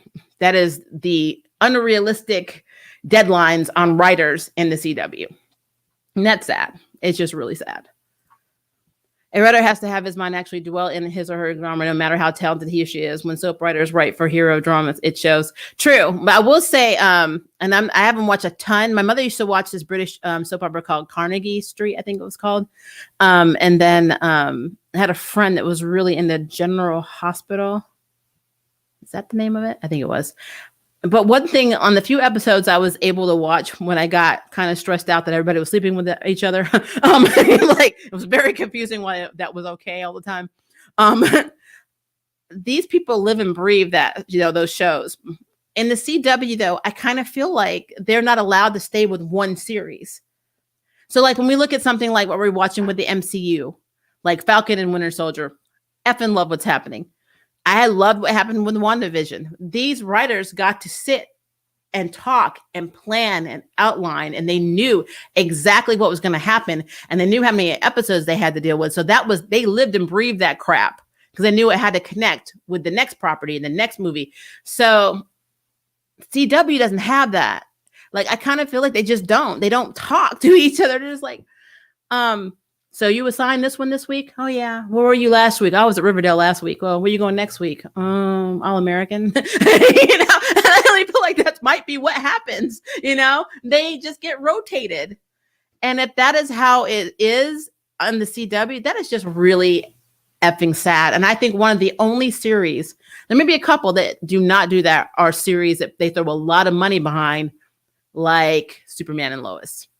I think Superman and Lois has its own writing team. They don't change out that writing team for continuity because they spent so much movement. You can tell by how it looks, like the cinematography, everything about that show. They have their one core group of people, from the writers to the DP to whoever. The only thing I think they ever change out is the directors, and directors never run the show. I went to film school. I'm telling you, I'm a film graduate. Directors don't run anything. The AD does most of the work. The line producer holds it together. And then it trickles down to all of your crew. The crew holds that stuff. So as long as you have the same crew in place. So yeah, I kind of feel like HBO Max or HBO's like, we're putting all this money in to this series, so you're going to do it right. And well, what about, I don't care what you do on another show. When you have something like Legends of Tomorrow, which I actually enjoy because it's just silly, you can mess it up all like whatever you want because it's meant to be messed up. It's silly. They're not, most of the characters, yes, they have comic counterparts except for Sarah. Sarah and Ava are made up characters. White Canary's not, but Sarah is. And so you really can do anything with Sarah and Ava. But, Rory and, Adam and all of them, where Adam's gone now, but, and then John Constantine, all of these characters are well-known comic characters, especially John Constantine. So you don't want to do something too out of character for them. So when you have writers come in, if you're going to do something where you make them crazy, you're going to do it on a show like Legends, because Legends is not an actual comic book, show. It's not something that was based on comics. It was just, I don't know. It's like they took Doctor Who and Back to the Future and threw it together with superheroes. And that's basically what happened. And it's silly and I love it. You can't do that on every show. Superman and Lois would never have the same writing treatment as Legends of Tomorrow. That would never happen in a million years. So that's what I think is happening with Charmed. I think Charmed needs to have a dedicated writing, group. And I don't think they do. I think they just rotate them out. So I guess I could research it and just look at the writing credits. And if we start seeing name changes every week, there you go. You'll know that's what's happening. And then start taking some of their names down and start looking at other shows and see if any of those names pop up in any of the CW shows. And then you'll see what they're doing. So, yeah. I really hope someone buys the rights to Powerpuff Girls from the CW because the actress they got for it is so amazing. And I don't want CW to ruin their images. Yeah, they look good. And, I've always loved Chloe because I'm a big Daisy/Sky fan from S.H.I.E.L.D. Or Agents of S.H.I.E.L.D. So yeah, I'm waiting for the trailer. I don't want my blood pressure to go crazy because I'm waiting for Mortal Kombat and then I'm waiting for Suicide Squad. There's so many movies I'm waiting for. So I'm trying to keep my excitement tailed in because I don't want to be disappointed, but it might be good. It may be good. It may be good. I'm a Quick fan to the max. I really want them to somehow put her into the MCU. Will they do it? I don't know, but they have no reason not to. So I don't know. I kind of feel like she'd be a very good addition. I know we're doing Young Avengers, but come on, we can bring Quake. It's fine. There's so many things they can do in the MCU and they know it. That's the thing. They got enough content from their 20 years. I'm really excited for Mortal Kombat. Man. Sub-Zero just did it. I was like, when I saw that scene, you know I'm talking about in the trailer. I was like, okay. I know a lot of people are in their feelings, though, about a made-up lead character. And I'm like, you just need to stop. It's fine. It'll be all right. I'm like, Johnny Cage isn't in it. It's going to be okay. I'm sure this director is going to, it looks good. I'm sure it's fine. And who knows, maybe Johnny Cage will be in the next one. It'll be okay. This could happen. Plus, I've heard Agents of S.H.I.E.L.D. is canon to the MCU. It is. I do know, though, later, is it season 3? Something happens and they end up on their own Earth or a separate Earth. I have to go back and look at that again. But even still, I mean, they were originally canon. You know, Coulson's been in almost every early MCU, movie. I don't see how they couldn't have Daisy in there. I mean, bring May in too, because May is badass. Okay. Still trying to go up. Sorry, guys. I know there's a lot of comments. I'm so sorry. I'm trying. And they went right back down to the bottom. Hi, Sunrise. Jada knew that the others were bad, so maybe if they ever bring her back, she can tell them that the Perfecti are bad. Yeah, Jada would come in there and be like, nope. I mean, I don't know. I've never met, this is stereotypical. I'm only saying this because I'm a minority. I've never met such sheltered minorities before in my life because you know how we are in a horror movie. We don't investigate anything. We're not going down the alley. We don't want to go to the cabin in the woods. You heard a noise downstairs. I didn't because I'm already in my car and on the highway. So Jada comes in. She's got minority character insurance. That's a little different from main character insurance, but this is how you survive, not by being, a side character. You come in, you teleport in, you look at the situation, you're like, nope, and then you teleport right back out. That's Jada. The charm ones don't do that, and I don't know why. What's that noise? Let me go look. No, no, that's not what we do. That's not what we do. Why? Okay, I'm sorry. I digress. What character do you want to see in the MCU besides Quanon? I would like them to bring, first off, all of the New Mutants that I liked from the New Mutants movie into the MCU, because why not? Just bring them over. Give them something to do. I'd like all of the X-Men to be introduced, not necessarily at the same time, but I would like to see them. I really need the Illuminati. I think I've said this a million times because Secret Invasion's coming. I need the Illuminati. We had Sentry's belt in WandaVision. That tells me that Sentry is going to be in it, which also spells Illuminati. So I would love it. I want the Atlas Foundation to be established in the MCU, and with Jimmy Woo heading it, because it looks like they're doing that, even down to, I said this in my Falcon and Winter Soldier review, I'm having Val or Agent 14 or Madam Hydra introduced. She has had dealings with Yellow Claw. So that would be awesome if they put the Atlas Foundation in, to the MCU. I have a list. I have a list. I would love to see the Thunderbolts. I would love to see Pathfinder. I mean, there's an endless list of people that I would love to see in the MCU. And they have years to do it. That's the sad part. But I really want them to age up America Chavez later. Because if Haley Stenfield's staying as Kate Bishop, I need to have that banter. I love how they talk to each other. And I just can't see them doing that with a 14-year-old girl and a 27-year-old girl talking as best friends.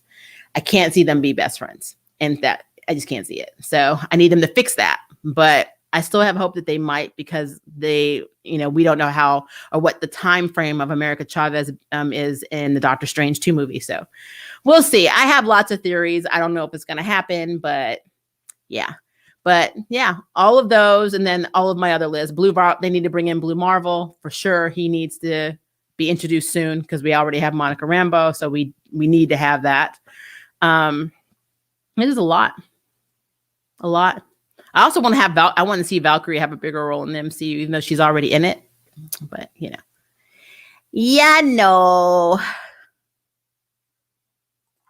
You would like a show called Everything's Okay. That sounds very familiar to me. Everything's Okay. What is that about? That sounds familiar to me.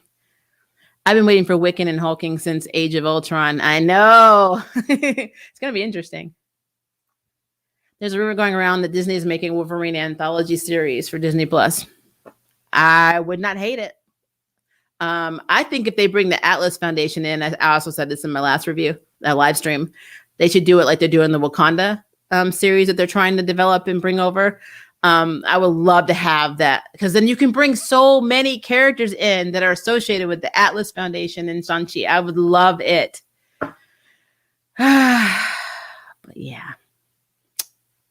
Everybody wants X-Men or mutants. So let's see. Trying to see. I'm scrolling up as fast as I can, guys. I'm sorry. Oh, okay. Josefina has serious trust issues, abandonment issues, and serious insecurity, and she still acts cooler than Mel does most of the time, and the girls do. I'm just saying. All right. I kind of feel like, let me see. Okay, I think I got all the ones at the top. Some of them just went really fast, and I apologize. Let me move down. JL, that was so corny. Maria, that was so corny. What did I do? I do lots of corny things. I'm glad. As long as it makes you happy that I do corny things, that's all that matters. It's fine. It's all good. Killer Frost, more like Diet Frost. Okay, so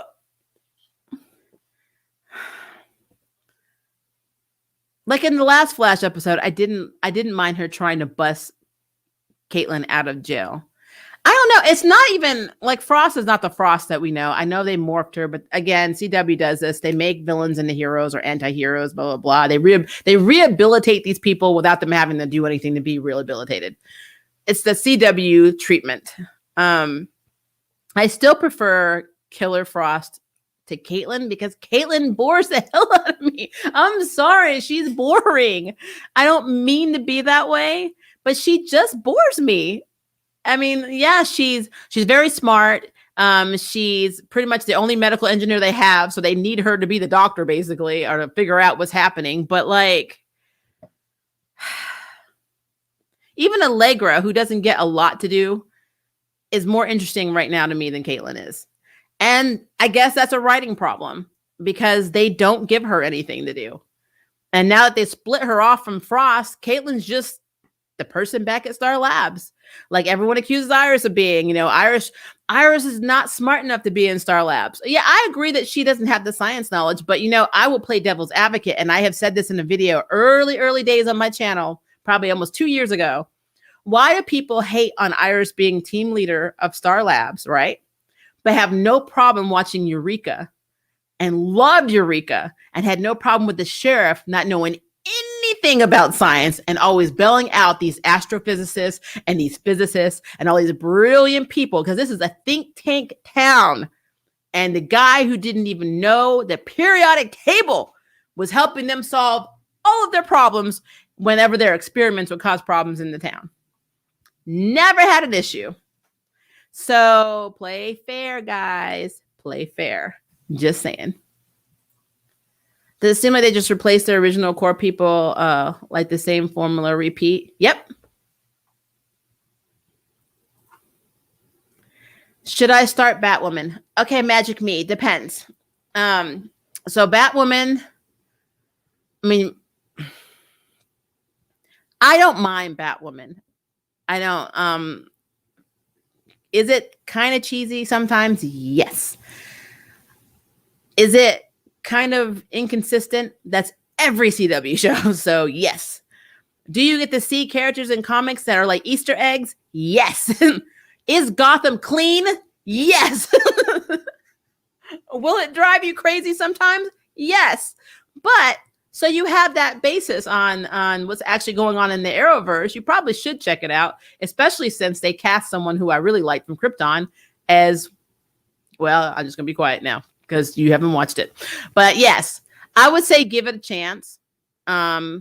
See what you think. My rule on any show is I watch the first 3 episodes. I always give it 3 episodes, sometimes 4, before I make any harsh decisions or snap judgments on what the show is actually about. Because some shows take a minute. They take a minute.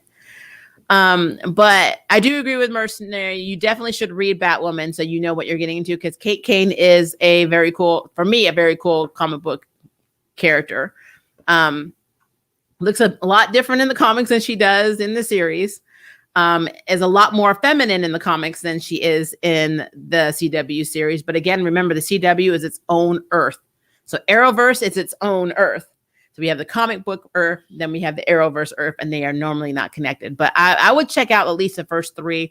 And if you can get access, like I have Comixology, but if you can get access to, at least like maybe the first 5 or 6 issues of, hold on, for Batwoman, a good one to start on.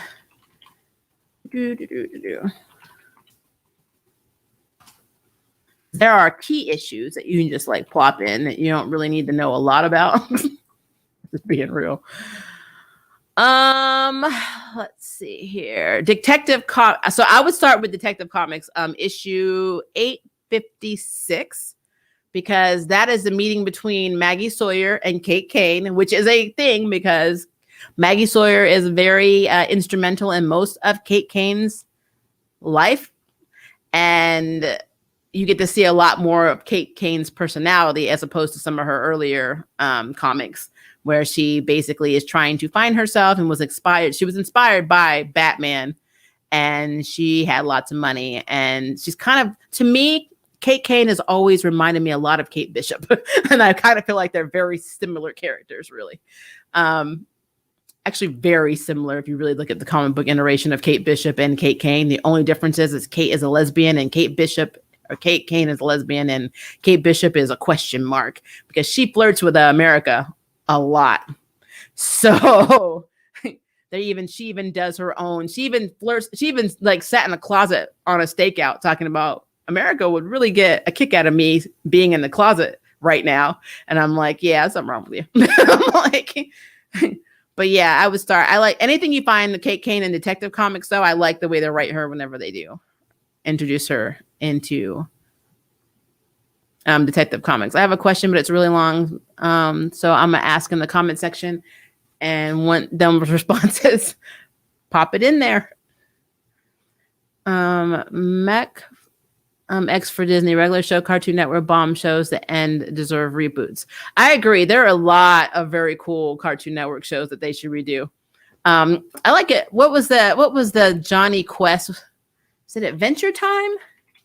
What was it? What was it? Hold on. Oldness, guys. No, it's not Adventure Time. I do like Adventure Time, but this is not the Adventure Time I'm talking about. Cartoon Network shows. I thought it was, but for some reason I thought it was called Adventure Time, but maybe it was not. I don't know. It was basically a parody of another show I'm forgetting. Like, where it was like, I think the son's name was Johnny, and like his father was like a scientist, and they would go on these adventures, and they had a best friend, and they had a monkey, and this was like a parody of that, or like a funnier version of that. I have to think about it. That was a cool show.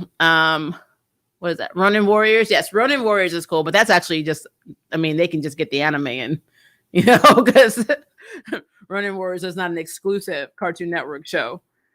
But there's a lot of shows I wish they would bring. I wish that if they were gonna do like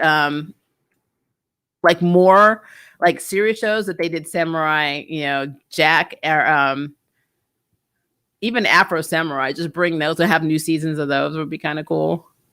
But yeah, they're doing some very interesting adult themed cartoons. I haven't really had a chance to actually get into it. So, Maria, have you ever watched pop culture channels like Nerdrotic or That Star Wars Girl? I don't think so. I probably should. I'm gonna be real with you. I don't have time. I would love to. Somebody will send me like stuff, and sometimes I'll get like enraptured by it. Like right now, someone sent me this video this YouTube channel about a girl who's basically in Cambodia, I believe, and she built a bamboo house, and she made like an underground toilet, all from like nature, and she lives like this minimalistic, primitive life, and she's making really cool crap, and I'm like, she's making me feel bad about my life. But there are two reasons, though, honestly, that I don't watch other nerd channels a lot, and then one is not because I don't respect them, not because I don't think that they're great. It's because if I'm reviewing something and they review it, I don't want them to change my mind until I do my review. I want to be able to like think for myself before I watch somebody else's review or read somebody else's review, and it changes and makes me doubt what I think is going on in something. So that's one of the reasons why I don't. I have done it for stuff that I don't review, like movies or something. If I watch a movie and I'm like, oh, I wonder what this one will say or what this person will say. Then I kind of do that. There's this one channel I can't get behind, and this is going to sound very hateful, but I've been a voice actor a very long time, and so I'm used to different voice tones. But there's this one YouTuber, her voice literally sounds like nails on a chalkboard, and I can't listen to it. It makes my head hurt. So I've tried listening to, and this is a very popular channel, but I can't do it. I can't get past the voice. It drives me insane. So I'm like, So yeah. And then the other reason, honestly, is that I don't have time. I literally have 3 jobs. YouTube's one. I consider YouTube to be a job because I spend time on it. And then I have voiceovers, and then I have my day job. So like I work 7 days a week. So when you work 7 days a week and you're trying to catch up on shows, and you're trying to watch movies, and you're trying to do reviews, and you're trying to do videos, and you're trying to do your life stuff, and then you're married and you have a daughter, it's a lot going on. But if there's ever anything, guys, that you think I would find interesting, especially if it's something I don't review, yeah, I mean, link it in just link it in the comments, because I'm not actively going out there and looking, so I will never find these people. To be honest with you, I just won't. I am that person. And then my daughter got me a Switch Lite and Animal Crossing. So you already know that now I'm also having issues because I don't have time, and I'm like trying to figure out how to play Animal Crossing. Sometimes on my lunch break at work. That's how sad it is. I can't even be obsessed with this game because I have to pencil in my obsession. So it's a problem. I've been binging Fairy Tale, and I absolutely love. Oh, really? So I interviewed an actress from Fairy Tale. I actually have to post this video, which will probably be this week.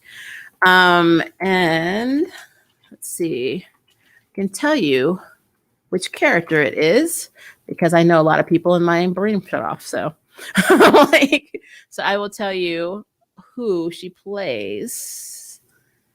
But I should have that. I interviewed her because she is still at Funimation. I used to be at Funimation. And so I decided it would be cool to just talk to her. And I didn't notice that one of the shows that she was in was actually Fairy Tale. And she plays, let's see. Because she has a few roles. So I'm trying to scroll through it and find it. I can tell you which one. I know that the character is very cutesy looking. So let me see.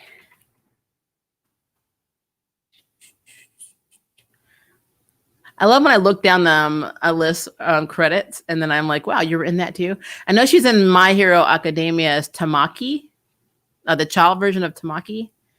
I'm trying to figure out who she was. And in Fairy Gone, she was Kiara. I'm trying to find her Fairy Tale character, but it is a thing. I'll keep looking at that, guys. She has a long list, so it's going to take a second. She's Loki. That's who she is. Loki Oiletta.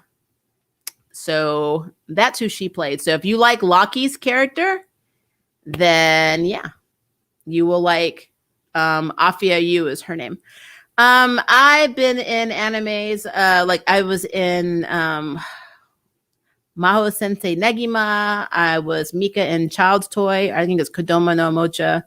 I've been in a lot of stuff. Samurai 7, back, Speed Grapher. There's a few. I have to go back and look. I've done video games. Yeah. Yeah. Do you have a dream role you would like to voice act aside from Lady Shiva? Damn it. Why can't I say Lady Shiva? I want to voice Asami and Korra, Legend of Korra, because I think she's freaking brilliant. I also love Toph, so Toph would be really cool. I would love to voice, if I'm going by my nerd stuff, I would like to voice Kuroko from a Scientific Railgun, the Railgun show, because there's Masaka. I would like to Kuroko. My favorite character in Ruby is Weiss, and that's because my favorite element is water, and my favorite color is blue, light blue specifically, but I love blue. And she always wears blue and has blue, and that's literally why. It's such a shitty reason, I know, but I love it. So Weiss would be a cool character.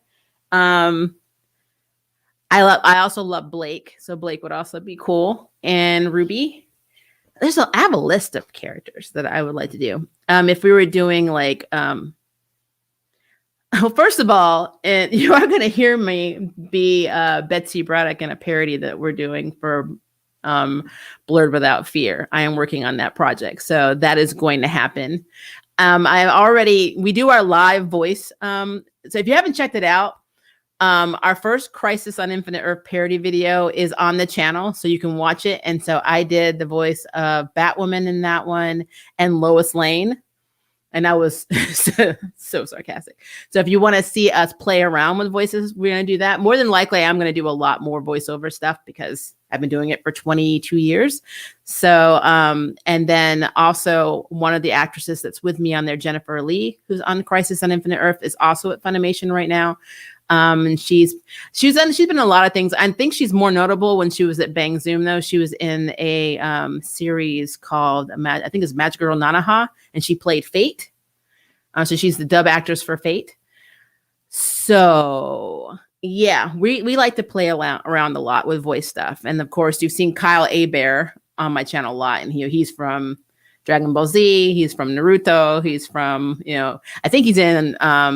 Is he in My Yeah, he is in My Academia. He's also in Bleach, and he is the official dub voice actor for. Is he Ryu's voice actor in Street Fighter? Yeah, I think he is. I have a lot of friends. We all do voiceover, so it's hard keeping track with everybody. So, but yeah. But officially, David, since you said I couldn't say it, I won't say it. But yes, Lady Shiva would be. Lady Shiva. How about, and Quanin? I would love to do Quanin's voice. I think that would be cool. Let's see. I would watch you play all the above. The thing about anime can be very natural sounding, or you can just run around talking like everything's fine. Oh my God, yay. It's just like so exaggerated. And I kind of like doing voices like that because you don't have to take them seriously. But it does, it teaches you a lot about character acting. And I've been doing acting for a long time. So there's not really anything I wouldn't do. I also would love to play certain characters. I'd love to play I'm in Gokaiger in a dub version. Even though I love, like, Luca is my favorite, but I would love to be I'm in Gokaiger if they ever dubbed it. I think that'd be kind of cool. Just realized you've been around for about Super Sentai's run. I'm old. I am old. Not as old as Sentai, but I'm up there. I mean, I'll be 45 in December. So yeah. Long time, guys.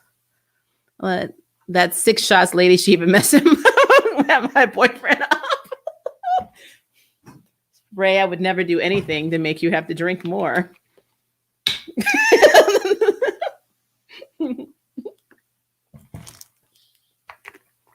Sorry, I know. I'm gonna be good to you, Ray. Let's see. My friend be doing voices like that too, Maria, but only when it's refill time. And we're done, sir. Have you ever dubbed live action films? Yes. I don't remember their names. But yeah.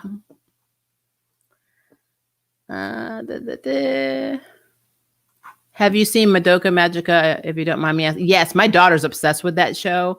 And considering Madoka, for me anyway, is kind of a Yuri. it'll probably end up on my other channel because Madoka, the whole motivation behind what's happening in Madoka, at least where two characters are concerned, is Yuri. Maria, you're going as heck. You are no Master Roshi, more of Bulma. I mean, that's fine. I can do Bulma. Bulma is cool. Bulma is the richest person in the Dragon Ball universe. I got it. I got you. That's so funny because I'm friends with Lawrence Simpson, and you guys know him as Masako X. I actually did a interview with him too. And back in the day, long before he even started that channel, we used to make fun of Bulma and all of that. Like, just insanely. He's also a very big Sentai lover, so that's funny. So I have to watch Charmed again, but when Harry went to help Macy and that was so close, I saw a glimpse of Jimmy. Yes, Jimmy is alive. I always felt Jimmy and Macy would be better. I'm telling you, Jimmy is not dead. Not dead. And anybody that says that Jimmy is dead is fooling themselves. I don't know when he's coming back, but no, not dead. I love Bulma. I love Bulma and Vegeta. I love how they talk to each other. It's absolutely hilarious. You know, that bottle comically large, like the Beast Ranger stupidity in battle. So, yes, I always get these huge jugs of water because I'm trying to force myself to drink more water because I forget to do that. I'll drink tea, but I'm supposed to drink a lot of water, so I always do it. So I just need to. So it's hard to forget when you have to chug around this huge bottle of water. So far it's been working. We'll see. Chi-Chi is so underrated by her being the most powerful female before Videl of the human. I love Videl. Yeah, Chi-Chi, I just feel sad for many reasons. Also for having a deadbeat husband. But you know, holding down the fort by herself, or her husband goes trains for years, popping out babies that he's never seen. I'm just saying. I just wonder when the charm ones are going to wise up and realize these all powerful beings who pick and choose what they can help us with are a little sus. Right? It's stupid. It is very stupid. And at this point, I'm giving up on our girls ever suspecting anybody but Abigail because they don't ever suspect anybody but Abigail. Everybody else is fair game. These actual people who want to harm you, they're fine. Okay.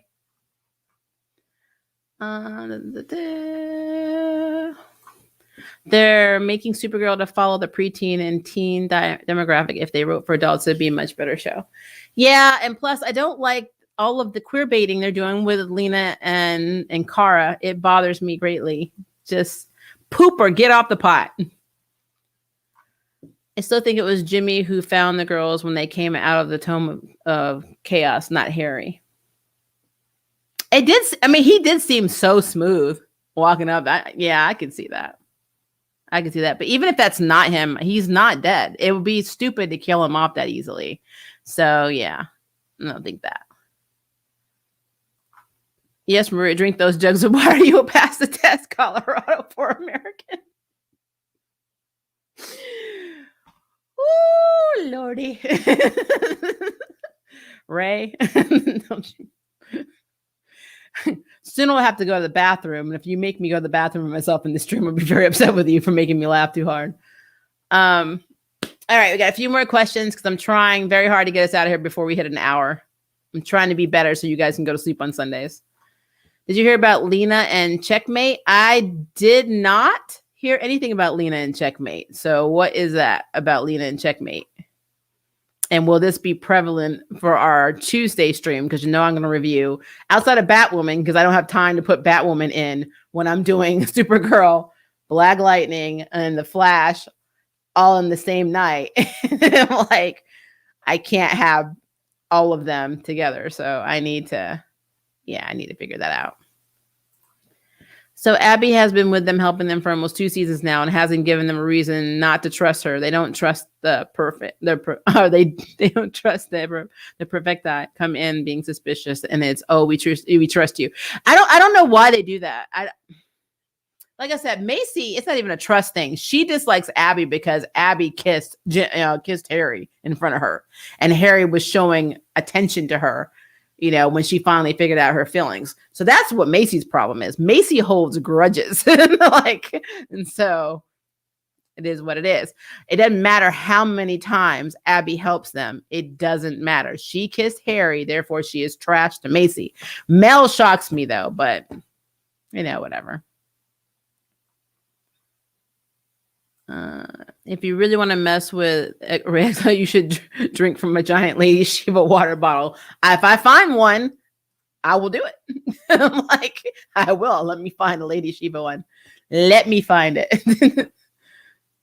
Let's see. There are some talks is going to be her stories ending as a director or the after Lord of the Court. Oh, really? What? Well, we shall see. I mean, I think they're running I don't know how many episodes are in this last season of Supergirl. It might be like 13, 12 or 13. I'm not sure. But I'm excited. As long as they get Kara out of the freaking Phantom Zone, I guess it's fine. Someone give Mel her cookie so she can chill out. Seriously, get her her cookie, get her a Krispy Kreme donut, do something for this child because something is wrong. There is something wrong. We can't even blame pregnancy because it's the actress that's pregnant, not the character. So Mesa holds a crowd like an MF. She wrote her sister out of existence. Yep, to be the favorite daughter. Yes, she did. Made Mel an Uber driver. I was like, oh, that is so messed up. Mel was like, I want to be with Ruby, not Abby. So Abby, you're dead to me now. I don't even think that's true. I think she has strongly attracted to Abby, and that's the problem. Would you like a show called Mech X4? It's like a mix of Power Rangers and Voltron and Godzilla Kaijus. The creator said he took the inspiration from those. Heck yeah. Why not? I like anything with mecha in it and kaiju. So absolutely. I mean, I liked the first Pacific Rim movie. I wasn't too thrilled with the second one. I didn't hate it, but I really loved the first one. But even still, a lot of people didn't like it, but I did. I thought Pacific Rim was fine. But I love Gundam and Macross and, anything that has any type of mecha, even like, Aquarian, obscure shows that just like Xenoblade, anything that has mecha or mecha tech, I am here. Sofino Fafner really, really screwed with my head only because of the storyline, but it was so depressing. But yeah, I like it. Ruby a bologna sandwich and Abby is oysters and champagne. Well, heck, Abby doesn't even need to be oysters. Abby is straight up sushi, like good sushi. And Ruby is kind of like the avocado toast that you like, but you don't need to have every day. And that when she's with Mel, she's boring. Not when she's with anyone else, but when she's with Mel, she's boring. So I like her character. I don't like her character with Mel. She's too boring. Hi, Chastin. I'm glad you made it. You're going to have to go back and rewatch because we're going to be ending it very, very soon because we are hitting the 2-hour mark. I'm going to get you guys to bed early eventually, guys. We get to talking and I gotta will us in. Like, I know we like chatting, but like we do end up at almost 2 hours. So I need to will us all in, but when I start doing memberships, I promise you we're going to do nerd chats and we're going to do nothing but talk about stuff just like this. And they will be very cheap memberships, but that's the only way I can think of to do like a monthly or bi-monthly. It'll probably be a monthly thing where we pick subjects and we just talk for like 2 hours about whatever we want. So I think it'd be kind of cool. Gundam Wing awakened my love of political dramas. I really... The West Wing didn't do it. It was it was Merlina and her brother. Yeah, Gundam Wing was cool. I'm not a sushi eater, but for Abby, I will switch teams. Boyfriend approved.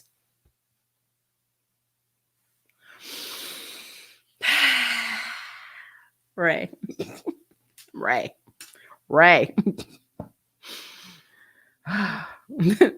Iron-Blooded Orphans was depressing. There's so many that are so depressing. I went Mel with Abby only if she starts treating her better. Yeah, I mean, like I said, I am an Abby Mel shipper. I just don't think that they can be together while Mel is written this way. I think it's just not right. Who is your favorite Avatar character? Depends on which series we're talking about. I told you my favorite element is water, which is why I love Korra. Asami is my favorite character in The Legend of Korra and Naga. And I love Katara, and I love I love Iroh a lot because he's just cool to me. Zuko grew on me. Zuko's not a bad character, especially near the end. So really, I have a lot in the last Airbender. I have a lot of favorite characters depending on the story arc. But yeah, Iroh, Katara, and I like Aang, but I don't care either way.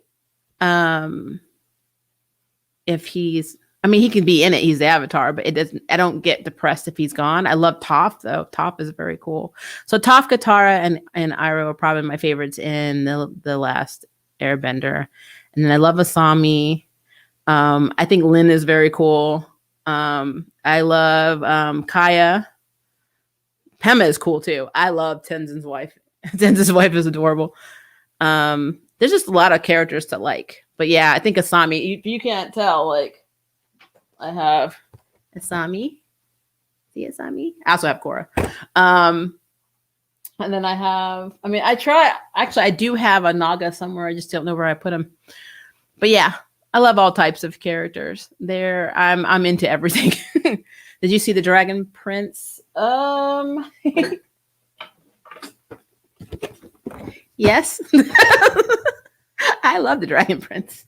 I did a review on it. It's very, very cool Netflix show. I cannot wait till the new season comes out. Love it.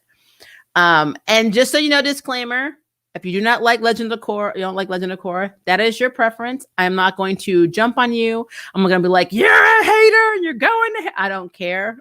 Like, if you have felt any or figured out anything about me, is that I don't care if you like or dislike a show.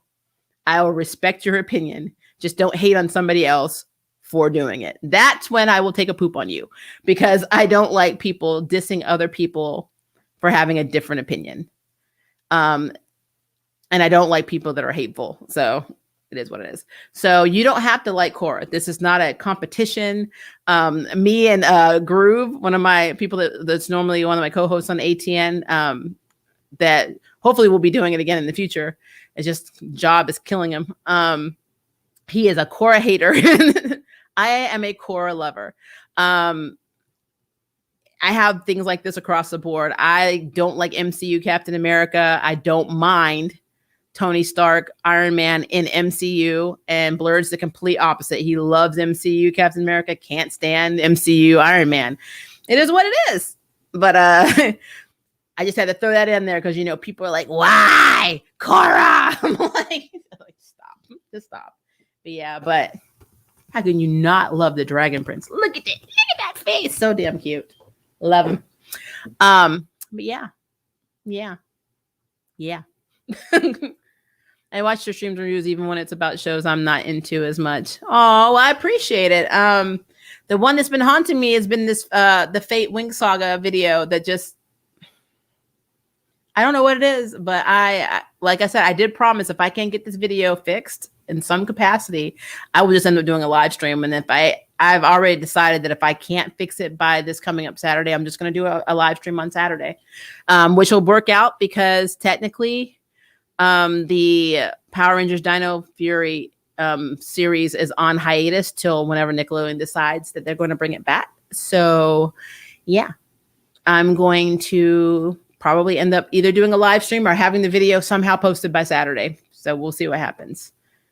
Yes, I liked Winx. I separated it. I even said in my review, I basically created a multiverse where this is another version of Winx on another Earth that has nothing to do with the cartoon, continuity. And that is why I liked it. The writing actually was not bad. The characters were not bad. Was there a problem with whitewashing a little? Kinda. Yeah. Musa, even though I think she's part Asian, does not look Asian at all. So I get why a lot of people were upset about that.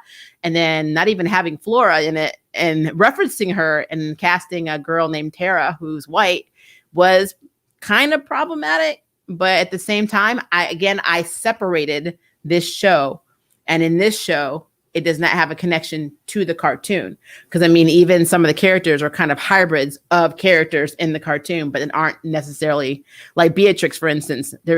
Beatrix is basically the combination of 3 characters. So I go into that in the review. So again, if I cannot get that video up on Saturday, I'm just going to do a live stream. So if I don't have it up by Friday, I'll schedule a live stream for Saturday where we'll talk about Winx, because yeah, it's got to happen. How does the Ranger head start on school losing our new audience? I don't know. Nickelodeon is crazy with their scheduling. I don't even know what terms they have. It's just stupid. It's so stupid. I don't know why they do this. Gate is not just Happy Maria. It's been 4 years. It's literally going to be you streaming with cats in a poncho at Jeep in Portland. Not cats. I'm a dog lover. So as long as I can take my dog, I'm cool. He's out there staring at me like I've dejected him, but he'll come. Have you seen The Circle on Netflix? Yes. And my spouse got me into that. I think I answered that one. Okay. Level, they made a full figure girl a stand for a minority. Level, I was like, thanks for representation. Level, for all marginalized communities. LL Terra. I mean, they tried. they had to do something, right? Again, Tara's character is not a bad character. It's just the idea of her taking the place of Flora that a lot of people had a problem with. But yeah, we will break it down. I will tell you this. This is a spoiler for that video. Bloom's character reminds me a lot of CW Nancy Drew, which is good and bad. Like, cause yeah. Have you seen the X-Men anime? I've seen the cartoon. I don't think I've seen the anime. So if they've redone an anime, I have not seen that. I like to consider robots as something to coexist with the original instead of replacing them. It's not a war. We don't have to choose a side. We can love both without feeling like it's a betrayal. Okay. I don't know what I'm talking about right now, Menace. Why are we talking about robots? Did I miss something? I could have. Level they made. I think I already read that one. Okay. Will you see my comment about Megaforce on your Dino Fury episode 8 review? Yeah, I'll look at it. I will look at it. I know that you really want me to like Megaforce, and I feel bad for you because I don't like it. But I respect your dedication. So if anything, your dedication is admirable because especially Super Megaforce, I am a huge Gokaiger fan, and I did not like Megaforce or Super Megaforce at all. I'm sorry, I just didn't.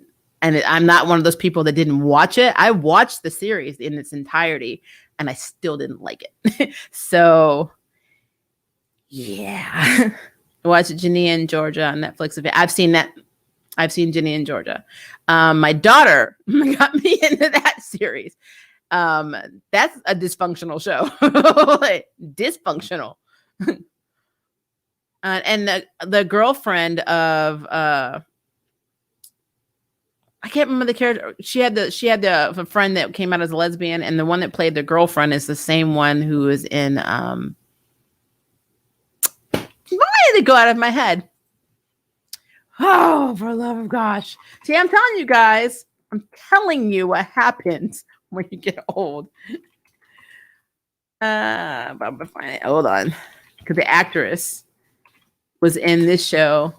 And I really, really liked it. And now I can't remember the name of it. And now it's going to bother me greatly. So I'm trying to find it. Utopia Falls. That's what it's called. She was in Utopia Falls. And I really liked her character in that. And I really liked Utopia Falls, even though I don't think they're going to do season 2. At least I don't think they are. They might. They haven't said they canceled it. But what do I know? Hulu's slow.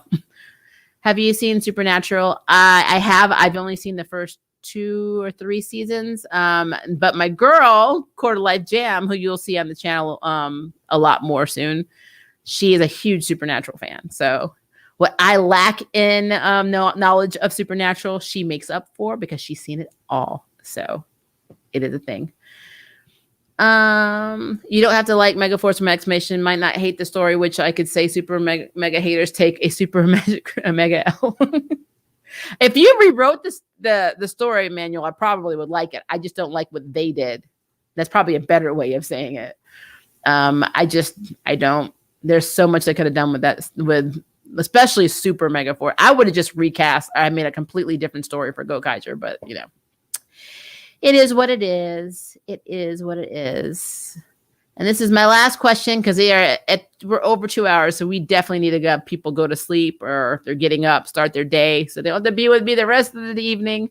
And plus, I probably should go to sleep since I have to be up at 5 a.m. Have you seen Young Justice? Yes. I don't know anyone who has not seen Young Justice. There probably are a lot of people, but you should always watch Young Justice. And yes, Charmed is airing on Fridays, and that means this stream is moving to Friday night. That's what I think about that, Justin. I don't know. I guess that frees up more Sunday for me. I don't know, but that does mean that Friday nights are now going to be Charmed nights here. So it is a thing. It is a thing. All right, guys. I love you. Thank you for hanging out for me 2 hours. The first hour Charmed related. The second hour is just hanging out. I probably should put the time codes in my video so people are like hanging out the whole time thinking, when is she going to mention Charmed again? But yeah, I do think that Friday, I mean, we don't have to worry about it till May, but I think Friday is going to be interesting considering it's the same day that all of the MCU shows come out. So when Loki comes back, it'll more than likely be released on Friday. So I'll have MCU in the morning, and I'll have Charmed at night. So Fridays will be full for me pretty soon. So fun. And yes, Sunday will be a break. I guess I can watch Batwoman and concentrate on that, which I'll still have it on Monday. So we'll see. But yeah, you guys are awesome. I'm glad you guys get to talk to each other in the chat too. That is awesome. As Chastian would tell you, make sure you like this video. Don't have him on here saying that again, guys, because he will say it. And then I'll feel bad because I forgot to say it on my own channel. But yeah, make sure you put a thumbs up, or you can even put a thumbs down, at least to know you're engaging. And we will reconvene for our Batwoman stream on tomorrow. Yay. All right. Have a good day if it's day. Have a good night if it's night. Have a good day at work if you're going. If you don't like it, I'm sorry. I don't like mine either. But yep. You guys don't have to go home, but we can't stay here. We'll talk to you later, guys. Good night.